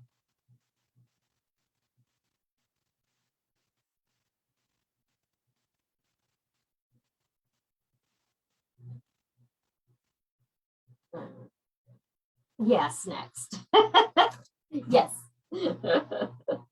Yeah, and then that's where you can change those. So now what you'll notice is you have some beefy lines happening right now. And that is what our applique is going to look like. So what we want to do at this point is select the word set and okay. Now, again, if you have the Altair Meridian, or the Destiny, you're going to select preview, okay, set, okay. And there we go. Look, there's my pumpkin. It looks crazy because all the colors, but hey, I don't care. Okay, now we need to do the stem, the last part of the applique. So this is where you want to kind of really pay attention a little bit because we're going to be moving the stem and doing some little things. So let's select the word add, and we're going to go to IQ Designer. What we need to need to do is pull up the pumpkin shape again. So we're going to come to the pocket with the arrow going out. And I want to select this one right here. It's one of the very first one we worked on. It has all the same color and the stem on the top and the zigzag. So let's tap that and say, okay. All right, so I'm going to click off of it because what we're going to do is we're going to quickly erase a lot of this stuff. And let me show you a trick. So you want to make sure your selection tool is on. And that is your box with one box with dashed lines. You want to click on that if it's not highlighted blue. And what that does is you can take that and draw a box underneath your project and go all the way up till you get close to, but don't go up so high that you're going to cut off anything up there. You're going to click on that. And then you see the scissors down here. This is how to quickly get rid of a big area. You just tap the scissors and it cuts it away. And now I only have to erase little bitty areas. And let me zoom in and show you what we're going to erase. You'll see that okay? Oh, I didn't know I was such at a weird angle. There we go. All right, so this is the top of my pumpkin. Here is my stem. What I want to do is create this area as an applique, but I don't want this stuff here on the outside. So what I want to do is grab my eraser and I'm going to erase what I don't want very carefully. So I don't make a hole. There we go. And now if I zoom in, I now have my stem ready for applique. Well, as close as the applique as it's going to get it right at this point. So I see a little bitty lines there that I'm going to erase. Perfect. Okay, so this is my stem. I know it looks very magical. It's very nice, right? Okay. So what we want to do is we want to take this and go to line properties and first turn it into a straight stitch or a single stitch, select a color and press OK. We're going to turn on our bucket and we are going to tap on it. So mine, I chose a green color, so I have turned it into a running stitch. I'm going to save it to memory. You're going to want to save this to memory. And now we can select next. And you're going to see it on your little edit screen. We're going to leave everything as is. If you are in the Altair Meridian, you're going to select preview, OK, set OK. From this machine, from the Solaris, you're going to hit set OK. And you'll notice it brings it on top of your design. Well, we want it to be a little further away from the top so we don't get satin stitching that is stitching on top of satin stitching. So this is what I want you guys to do. Okay, you can see that your stem is selected by the red box. I'm going to go over to the word edit and you're going to select the word move. You are then going to take your up arrow right down here and you're going to tap it 9 times. Don't press and hold, just tap it. There's a reason why I'm telling you to tap it 9 times. So I'm going to click on it 1, 2, 3, 4, 5, 6, 7, 8, 9. So I'm moving it a little bit above where it needs to be. So that way I have room for my satin stitches. Okay, If you are in the screen still, push OK. And now what we need to do is make a tack down line and a zigzag finishing stitch. So we're going to select the word add. We're going to select IQ Designer. We are then going to select the recall button. That is the pocket with the arrow coming out. And we are going to select our stem. And then OK. I'm just going to change the color. This is already a running stitch, but I'm going to change the color so the machine knows to stop. So I'll choose, I don't know, this really dark color here. Say OK. Make sure my bucket is on and tap my stem. We're not changing the stitch type. Oh, did it come in? Oh, it did come in as a satin. Double check that, okay? What you do want to do is when you go to your line properties, make sure it doesn't come in as a satin. Or if it does come into a satin, we want to change it to a single stitch because we need that to be a tack down stitch. So that's really important. So I'm going to re-tap it to make sure that it is going to be a single stitch. I'm going to select the word next. Okay, there's my tack down. I'm going to select the word set. Okay. If you have the Altair Meridian or Destiny, preview okay, set okay. All right, now we notice it's not on top of the placement line, right? We need that to be on top. So we're going to go to Edit, Move, and we're going to click our up button 9 times. 1, 2, 3, 4, 5, 6, 7, 8, 9. Now it's directly on top. So if you're going to move something, count it. That'll really help you. All right, I'm going to select OK. And then this is the last part, guys, for the applique. You ready? I know you're so ready. Here we go. We're going to select Add, IQ Designer. We're going to recall that stem shape from our, let's see, our pocket with the arrow coming out. We're going to grab our stem, say OK, open it up. And now we're going to go to our line properties, that little piece of paper. Now I want to make sure that zigzag is on because that's going to be my finishing stitch. And I'm going to select, I'll select a brown color. And I'm going to say OK. I want to turn my bucket on and tap my stem. And my stem should turn brown. I'm going to select next. And you should have a zigzag around your stem now.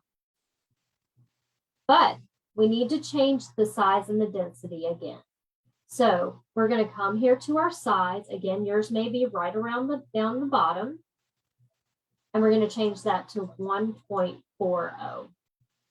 I'm sorry, 0.140. I keep saying 1 point. I'm sorry. 0.140. And say OK. And then we're going to change the density to 110. And that's just going to add a little bit of bulk to it. And now we're going to hit set OK or preview OK, set.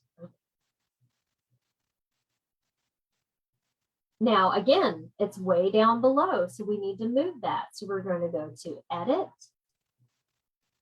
Move, and we're going to click the up button 9 times. 1, 2, 3, 4, 5, 6, 7, 8, and 9. There we go. We're done. We're done building. Now, if you want to be safe, select Memory and save it to your machine.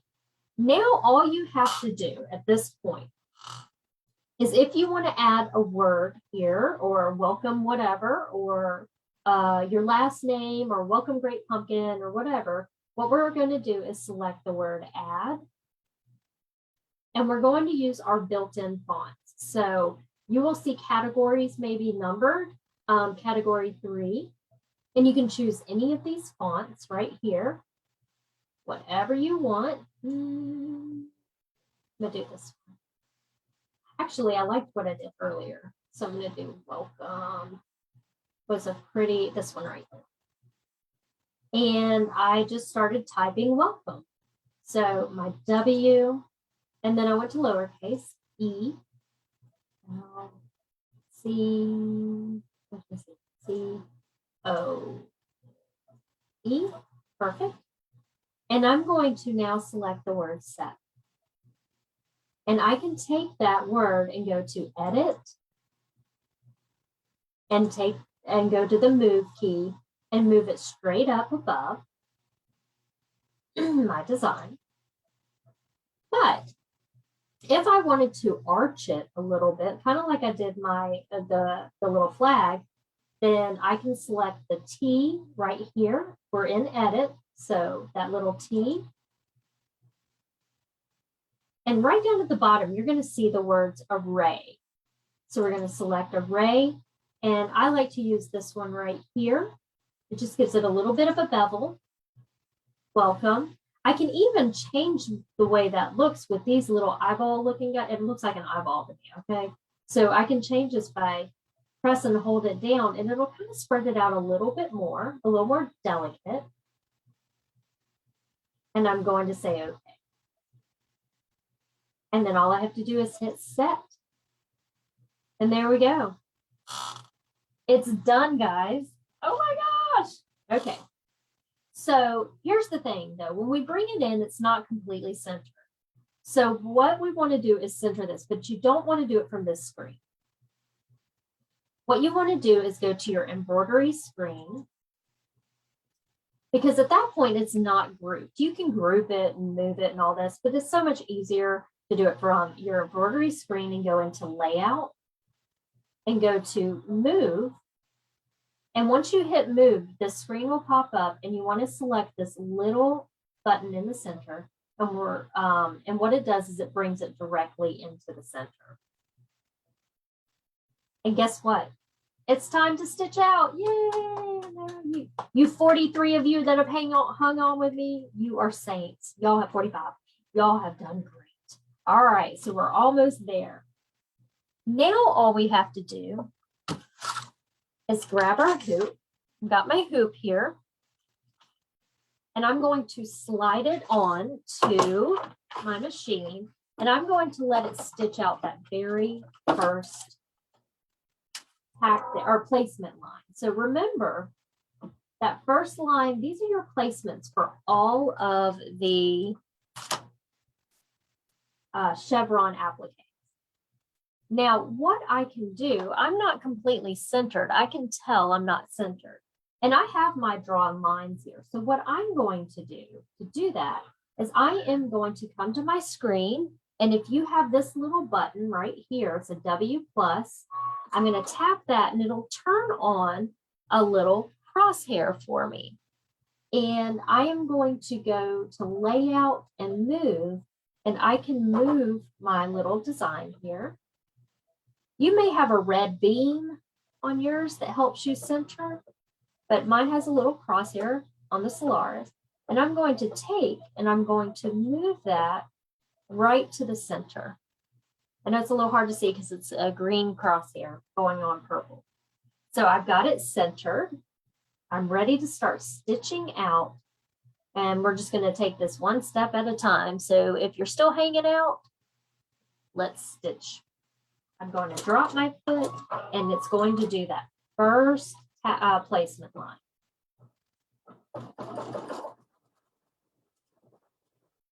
Now I used a air erase pen. So this will go away on its own, or you can spritz this with water. So whatever marking pens you like to use, you can totally do that. And there's so many other great tools to use on your machines that have placement. If you have the placement stickers that look like this, you can use those. I've done videos on them. So just go back and check under the files section, and you will see that there is a list of all the videos I've made.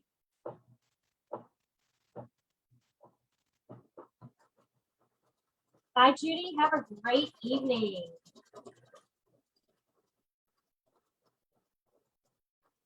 Yes, Ginger, you will can always rewatch these videos at any time. Welcome.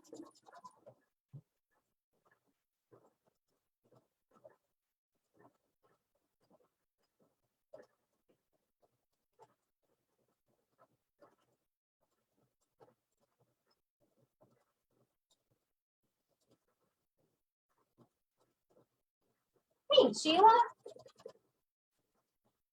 I know it's a lot of work, but it takes a lot of work to make beautiful things, right? A lot of you guys have kids. It took 9 months to make them kids, right? Y'all made beautiful things. So just like this, it's taken time to make beautiful things and fun things, because this is really fun. Teresa, just rewatch it. You can figure it out. You got this. You're very, very good at this. I know. You got this.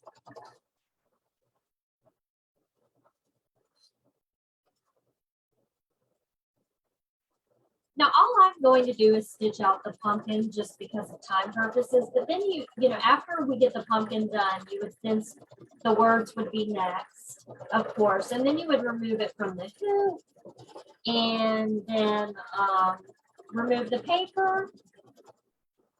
And then there you go. Have a good night, John. Thanks, Norma. Thanks for being here. All right. So as I look at my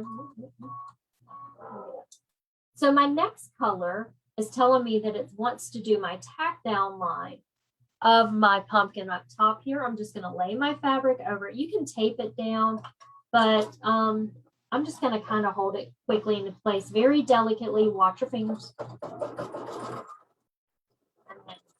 Let it stitch that down.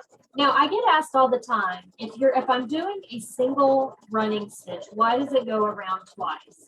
I don't know, but you cannot change it. So there's my answer to that. I don't know, I can't change it. You're going to want to have a pair of applique shears nearby. I love these ones from Quilter Select. These are my favorite. They're nice and sharp, and you can get that from a Quilter Select dealership near you. And I'm going to trim really close to the line, the outside of the line.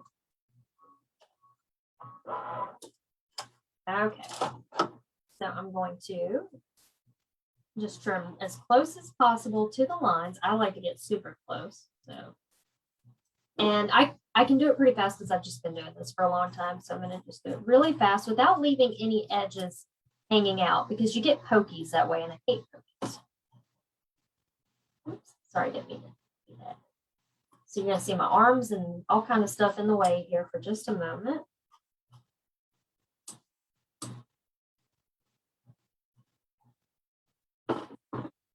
Yes, I know this isn't the proper way to use these scissors, but I'm just trying to get this done for you so you can at least see how to go about doing it. All right, that's done. Now I'm going to place my second piece, or my middle piece, down so it can have, or be tacked down, excuse me. And I'm just using all the same color for right now. No need to change the colors, because all these threads are going to get hit by your zigzag stitches.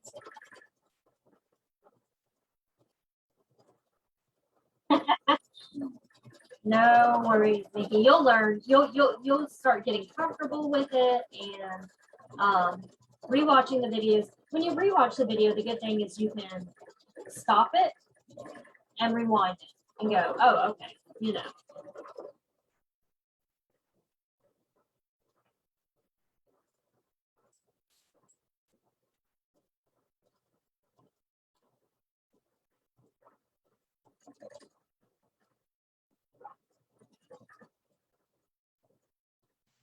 All right, and do the next thing here.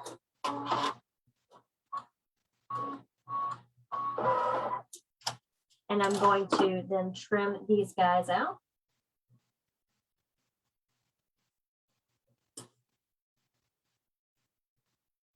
That'll be a little bit of a contortionist because of the way I'm doing it, but that's okay. You can take yours out, lay it on your, I don't suggest laying them on your lap and cutting, but lay it on a flat surface and cut. Or you can just kind of do it like I do. Just kind of go for it.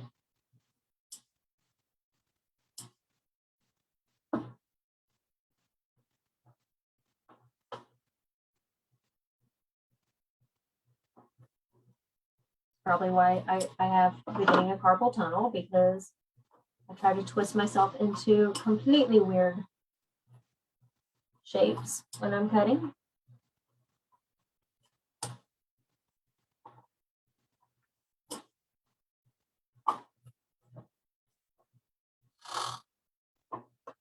All right, done with that. Now the last one, I'm going to take my last applique piece and lay it over and tack that down.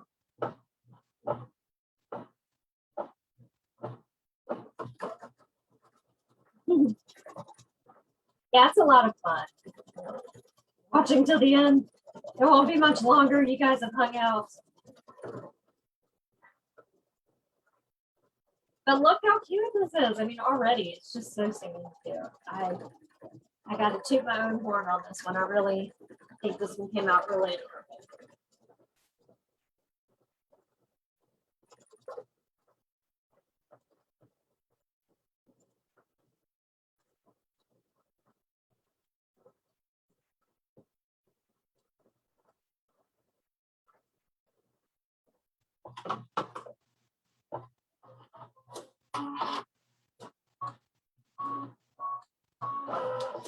All right, so last pumpkin slice. Okay, pumpkin thing, pumpkin zigzag chevron to cut out.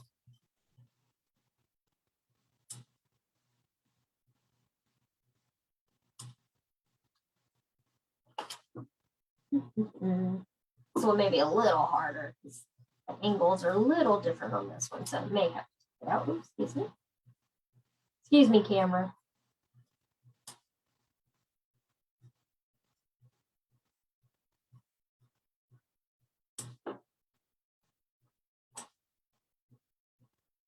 So I'm going to take this out just so I can turn it a little bit so I can get into there. Just get really close. Boom. Look at that. Now the next step, what it's going to do is it's going to do your fills now. So remember, I left these two fills the same, so it's going to stitch them out. So that'll just take a moment, and then it'll stitch this little guy out, or the fills for that little guy. Now again, I'm using a very similar color. You could really go all out on this and have a lot of fun with your colors on this one.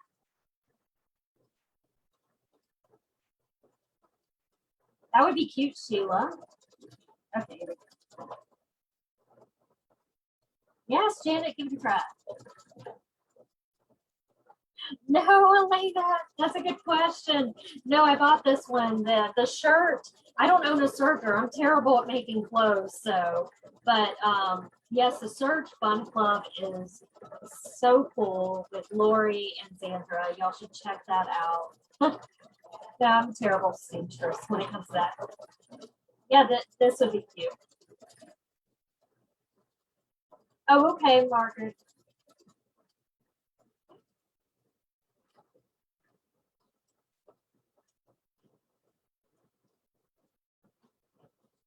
No, this is going to be just the flag showing through. So that's just or whatever fabric. That is just your fabric showing through.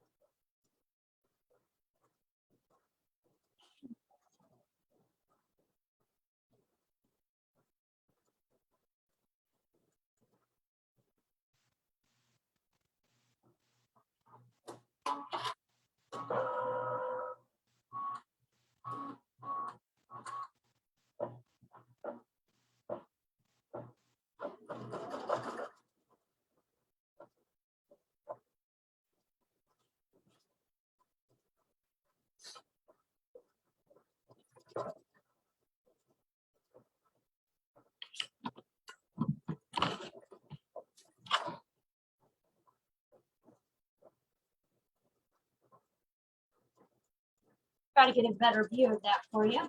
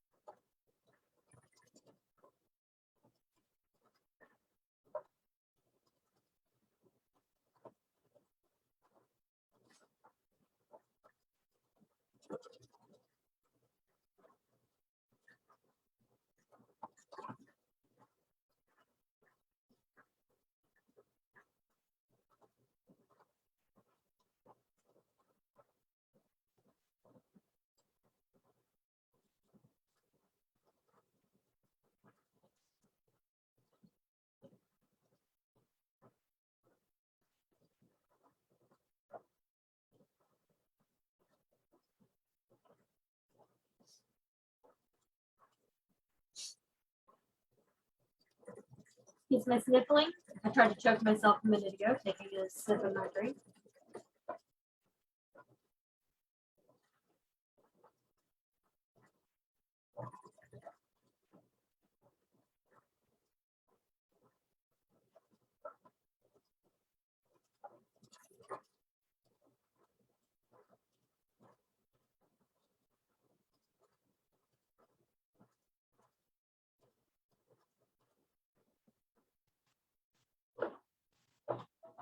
Okay, so now it wants me to change my thread because it's going to do the center one, and I'm going to do that in a purple. My bubbles, got little bubbles, so I'm going to quickly change my thread.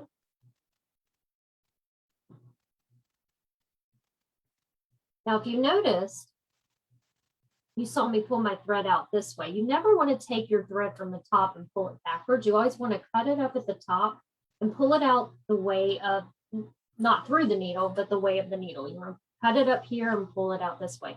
That is the safest for your machine. If you want to make your machine happy and not get caught up. What is the width of my pumpkin? I don't know. Let's see. What is it? It should be about 7.5.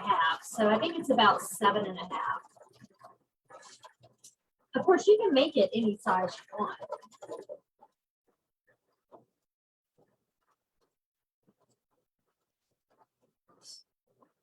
Oh my God, it put a circle exactly around the little kitten there. That was perfect.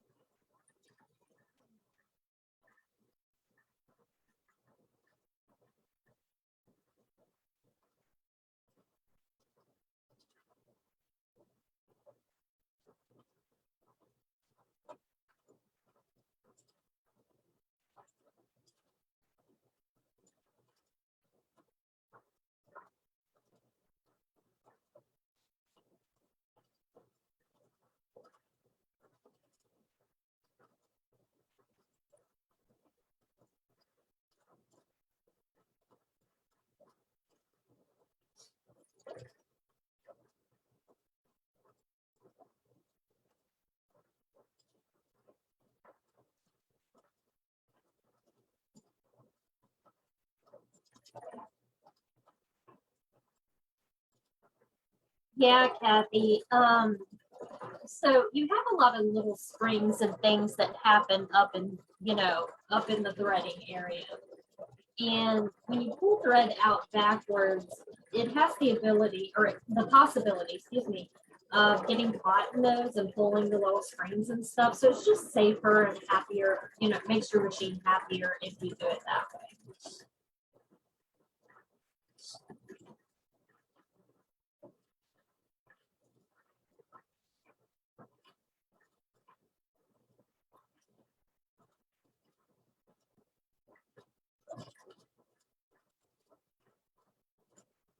That looks so cute. This is the one I'll keep for myself. Okay, so now what it wants to do is do the satin stitching around the two bottom ones. I've kept them the same since they are up here, since they're the same color. So I'm just going to put the orange back in, and that is going to do the satin stitch around that. And if for some reason you need to go, remember, you can re-watch this at any time. The next part will be the stem. It'll be done exactly this way, except for we have no fill stitching in the stem. But it'll be done exactly the same way. So this is a satin stitch, and of course, this is going to take a few moments. Because it is a satin stitch, and those take a few moments.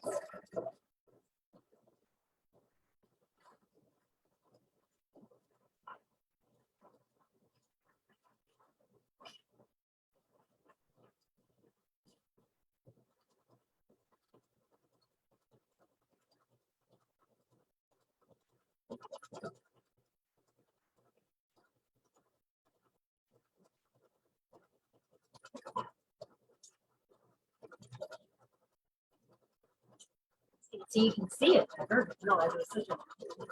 I'm a bad videographer. Yes, it's 0.140, Mickey.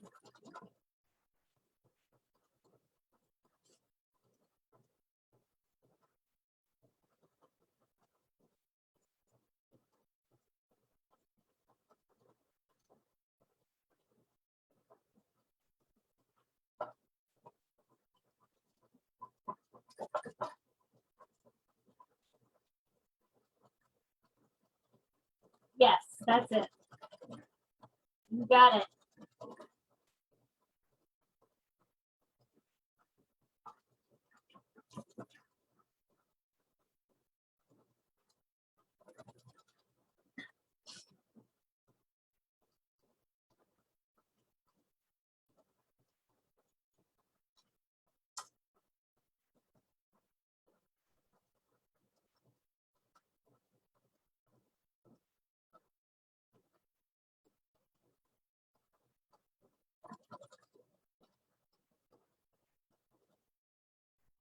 Nope, 0.1. So here, I'll just type it in.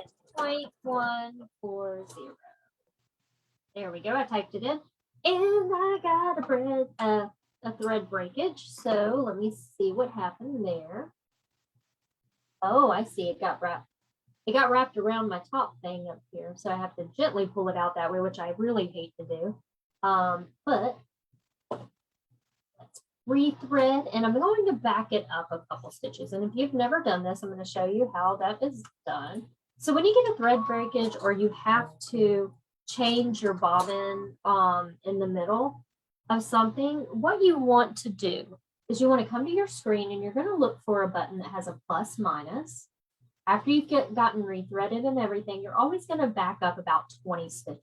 We're going to go minus 10, and that's 20. And mine needs to go a little bit further. You can also kind of tell, but I like to back it up enough over the last stitching so it'll get any little thing, any little strings or anything will get covered. So I've got it backed up. I'm going to rock my needle and start sewing.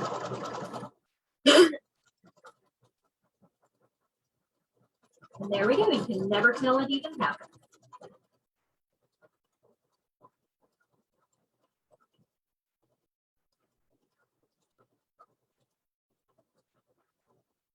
Aha.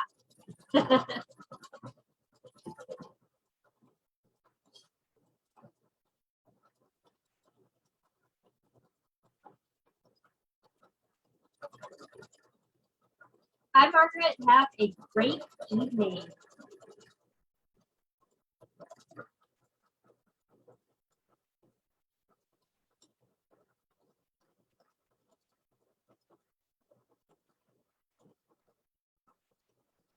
Ginger, this is actually it's a garden flag blank, but you can do it on a tea towel. You can do it on anything you want.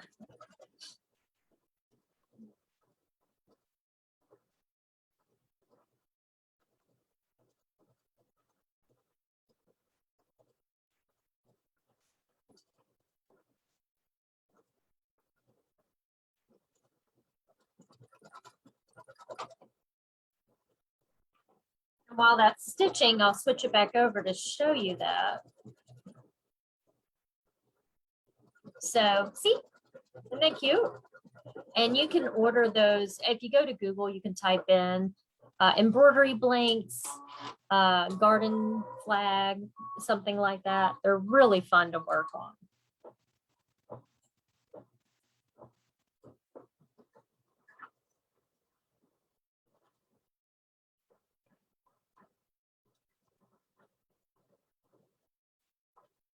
We're getting there.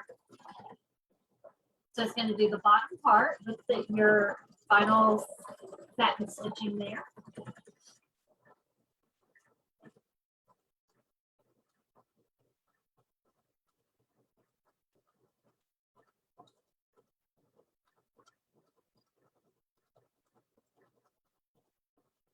And then it'll do the center one, and then we will do the stem. And I'll stitch out the lettering later, so you don't have to sit there and watch that. But I at least wanted to get through the stem so you can see how everything plays out.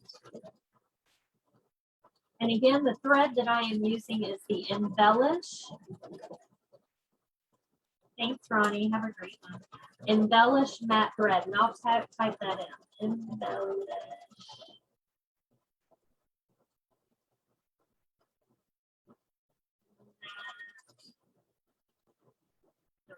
So I typed that in to the comments, so y'all can look for that at your local. Now these are only sold through dealers. You won't find it out there anywhere else.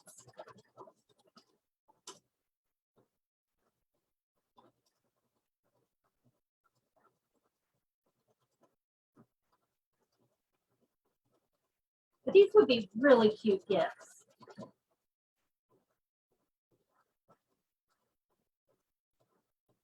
Thanks, Darlene. Glad to have you back.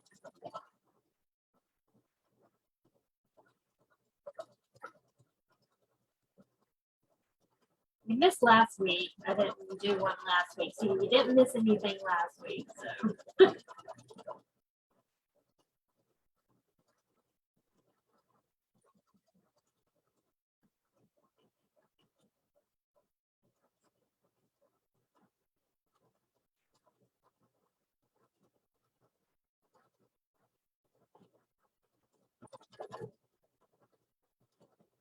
you get a better view of that. I'm always afraid my camera is going to hit something.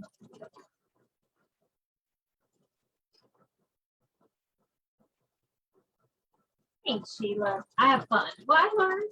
See, the thing about it is when I have to teach you something, I have to learn it. So I'm learning too.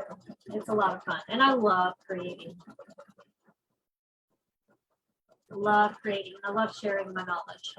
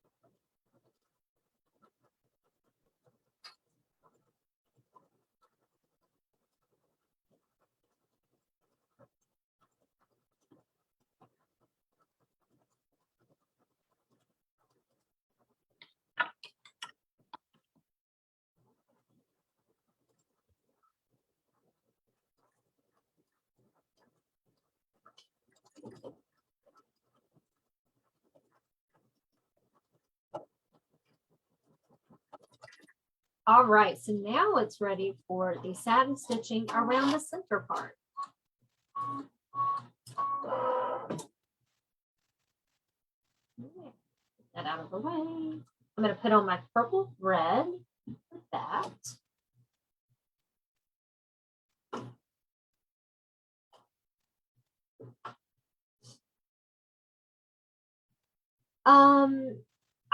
If you go to Google, I don't remember where I purchased these, but if you go to Google, if you're looking tonight, and I haven't put up a link, just go to Google and type in garden flag embroidery blanks.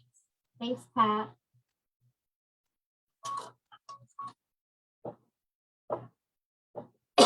And you should be able to find all kind of them out there. I have some different, I have burlap ones. This is not burlap. I'm not sure what it is, but I have some burlap ones. I have all kinds of them. But yeah, you can find them out there. They're great.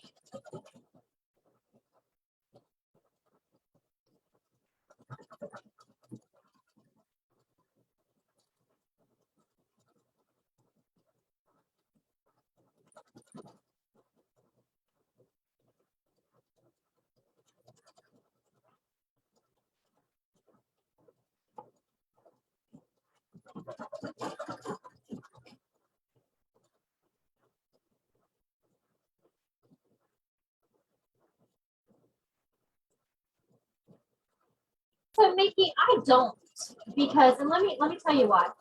It's because I like seeing the fabric in between. And that's just kind of why it's kind of a special design. You don't have to fill that in. You can, of course, if you want to. But I like it like this. I think it looks pretty cool. And yeah, it's just kind of a split. If you think of it, it's kind of like a split design in a way. And that's kind of how they're made, where you can see the fabric showing through. So it's really up to you. But no, there is no stitching that's going to be happening in between there. Dorothy, I didn't on these, and the reason why I didn't on these is because I went ahead and put the fill stitching in. That's going to keep it tacked down, and also sometimes that stuff gets too sticky if you're doing all this type of stitching through there, and it can gum up your needle. So for the ones that have fill on it, no. Now on your piece, on your stem piece, you can put some of that on the back if you'd like. I'm going to leave this one because this one's never going to go outside and never get washed because it'll be a sample. But you can put some of the steam or whatever you want to underneath there if you want. But be careful if you do it with all this stitching, this fill stitching, because it'll gum up your needle.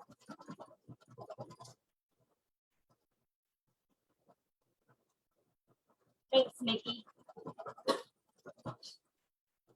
All right, we're almost to that part, or that part's almost done, and then we're going to do it soon.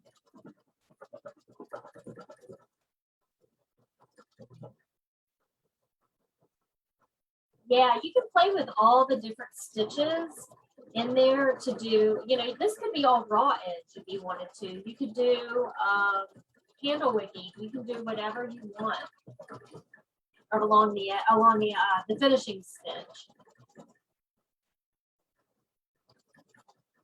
So there's so many ideas out there, and you know, just play with them. Does it have to be a pumpkin? Heck no. You can play with anything.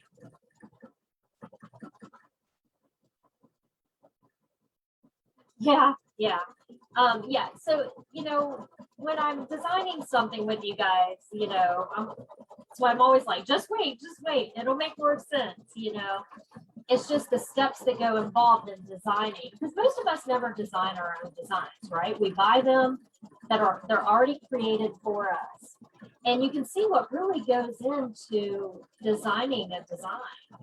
And there's a lot of work that goes into it, but boy, is it fun to go, you know what? I created that. I designed that. Nope, I did it. So you can tell all your friends, nope, I did that. And, you know, and that's what's so special about IQ Designer and My Design Center, and also, you know, embroidery software. You get to be the designer. All right, so I'm going to change my thread and then we're going to do the stem, and the stem doesn't take too long. But I'm going to put my brown thread in. Excuse me.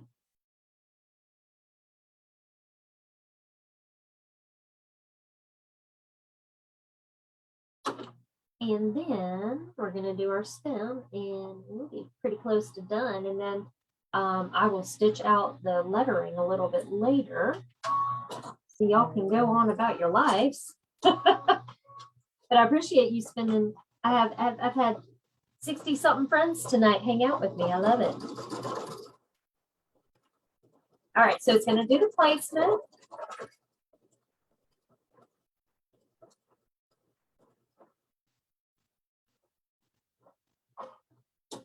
And I'm going to lay my piece down, let it do its tack down, trim it. Let's see, I'm going to move it out there. I'm going to trim it and then let it do its satin stitch. Now, of course, you can take any of those pumpkin designs out there. Don't, it doesn't have to be this one. It has a funny stalk, but then I was like,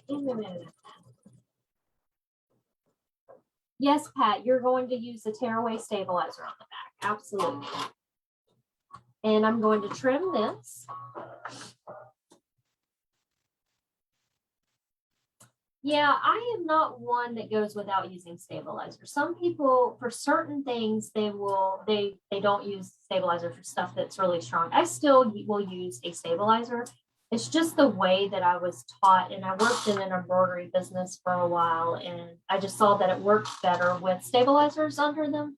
So I'm kind of like stabilizer queen. It's got to have it's all going to have stabilizer. It's just putting the right stabilizer with whatever you're doing. Sheila, I'll tell him. That's funny. Yeah, he had to eat dinner by himself tonight, him and the dog. I'm sure they were okay without me.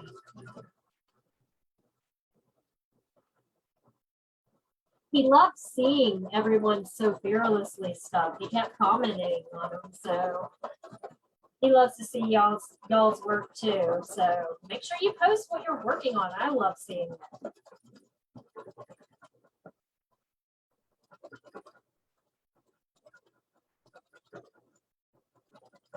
So cute. I love this fabric. It's so sweet. And even do this in fall colors would be beautiful. So like leaves or, just fall stuff rather than Halloween, do it in whatever you want. Do 3 different sections if you want. You just change up the colors when you're designing. So you can have a lot of fun. You can put little curly cues right here of green, or brown or whatever the little thingies. You put little leaves coming off of it. You can do whatever you want, but oh my goodness, look at that. How stinking cute is that? That's adorable. I love it. And, I hate to toot my own horn, but dang, it's cute, Actually, I don't. Sometimes I don't mind tooting my own horn. But, okay. So when we get off and everything, I'm going to stitch out the welcome, and you can see my first, or this one right here, I even had my spaces bigger in between. None of them are going to be the exact same unless you just use the same design over and over and over again. But don't worry about that. Have fun with it. And look how cute that one is. And then this one, the middle is a little bit bigger. I love it. This one's mine. I think I'm going to give this one to the shop and just let the shop have that one because I don't need 2 of them. But I knew, you know what? I can make, these are gifts. I can make them as gifts too. But yeah. But, oh. So make sure to rewatch if you want to make this. If you have questions, just let me know. You can always post questions up. When you make something, make sure you post it to the group. We all love seeing what you make because we learn from each other, right? We get ideas from each other. That's sewing in general, right? Think about it. Little tips and tricks we take from each other make us all successful. So let me see. Mickey, I'm so glad you came. Thanks for saying that. That's really, really sweet. Um, oh, absolutely, Cindy. Thank you. Thank you. Thank you, Dorothy. Thank you, Edward. Kathy. Oh, how do you finish the back? Okay. So here's the thing with these. There is no back. So it's going to look like this on the back. And you could take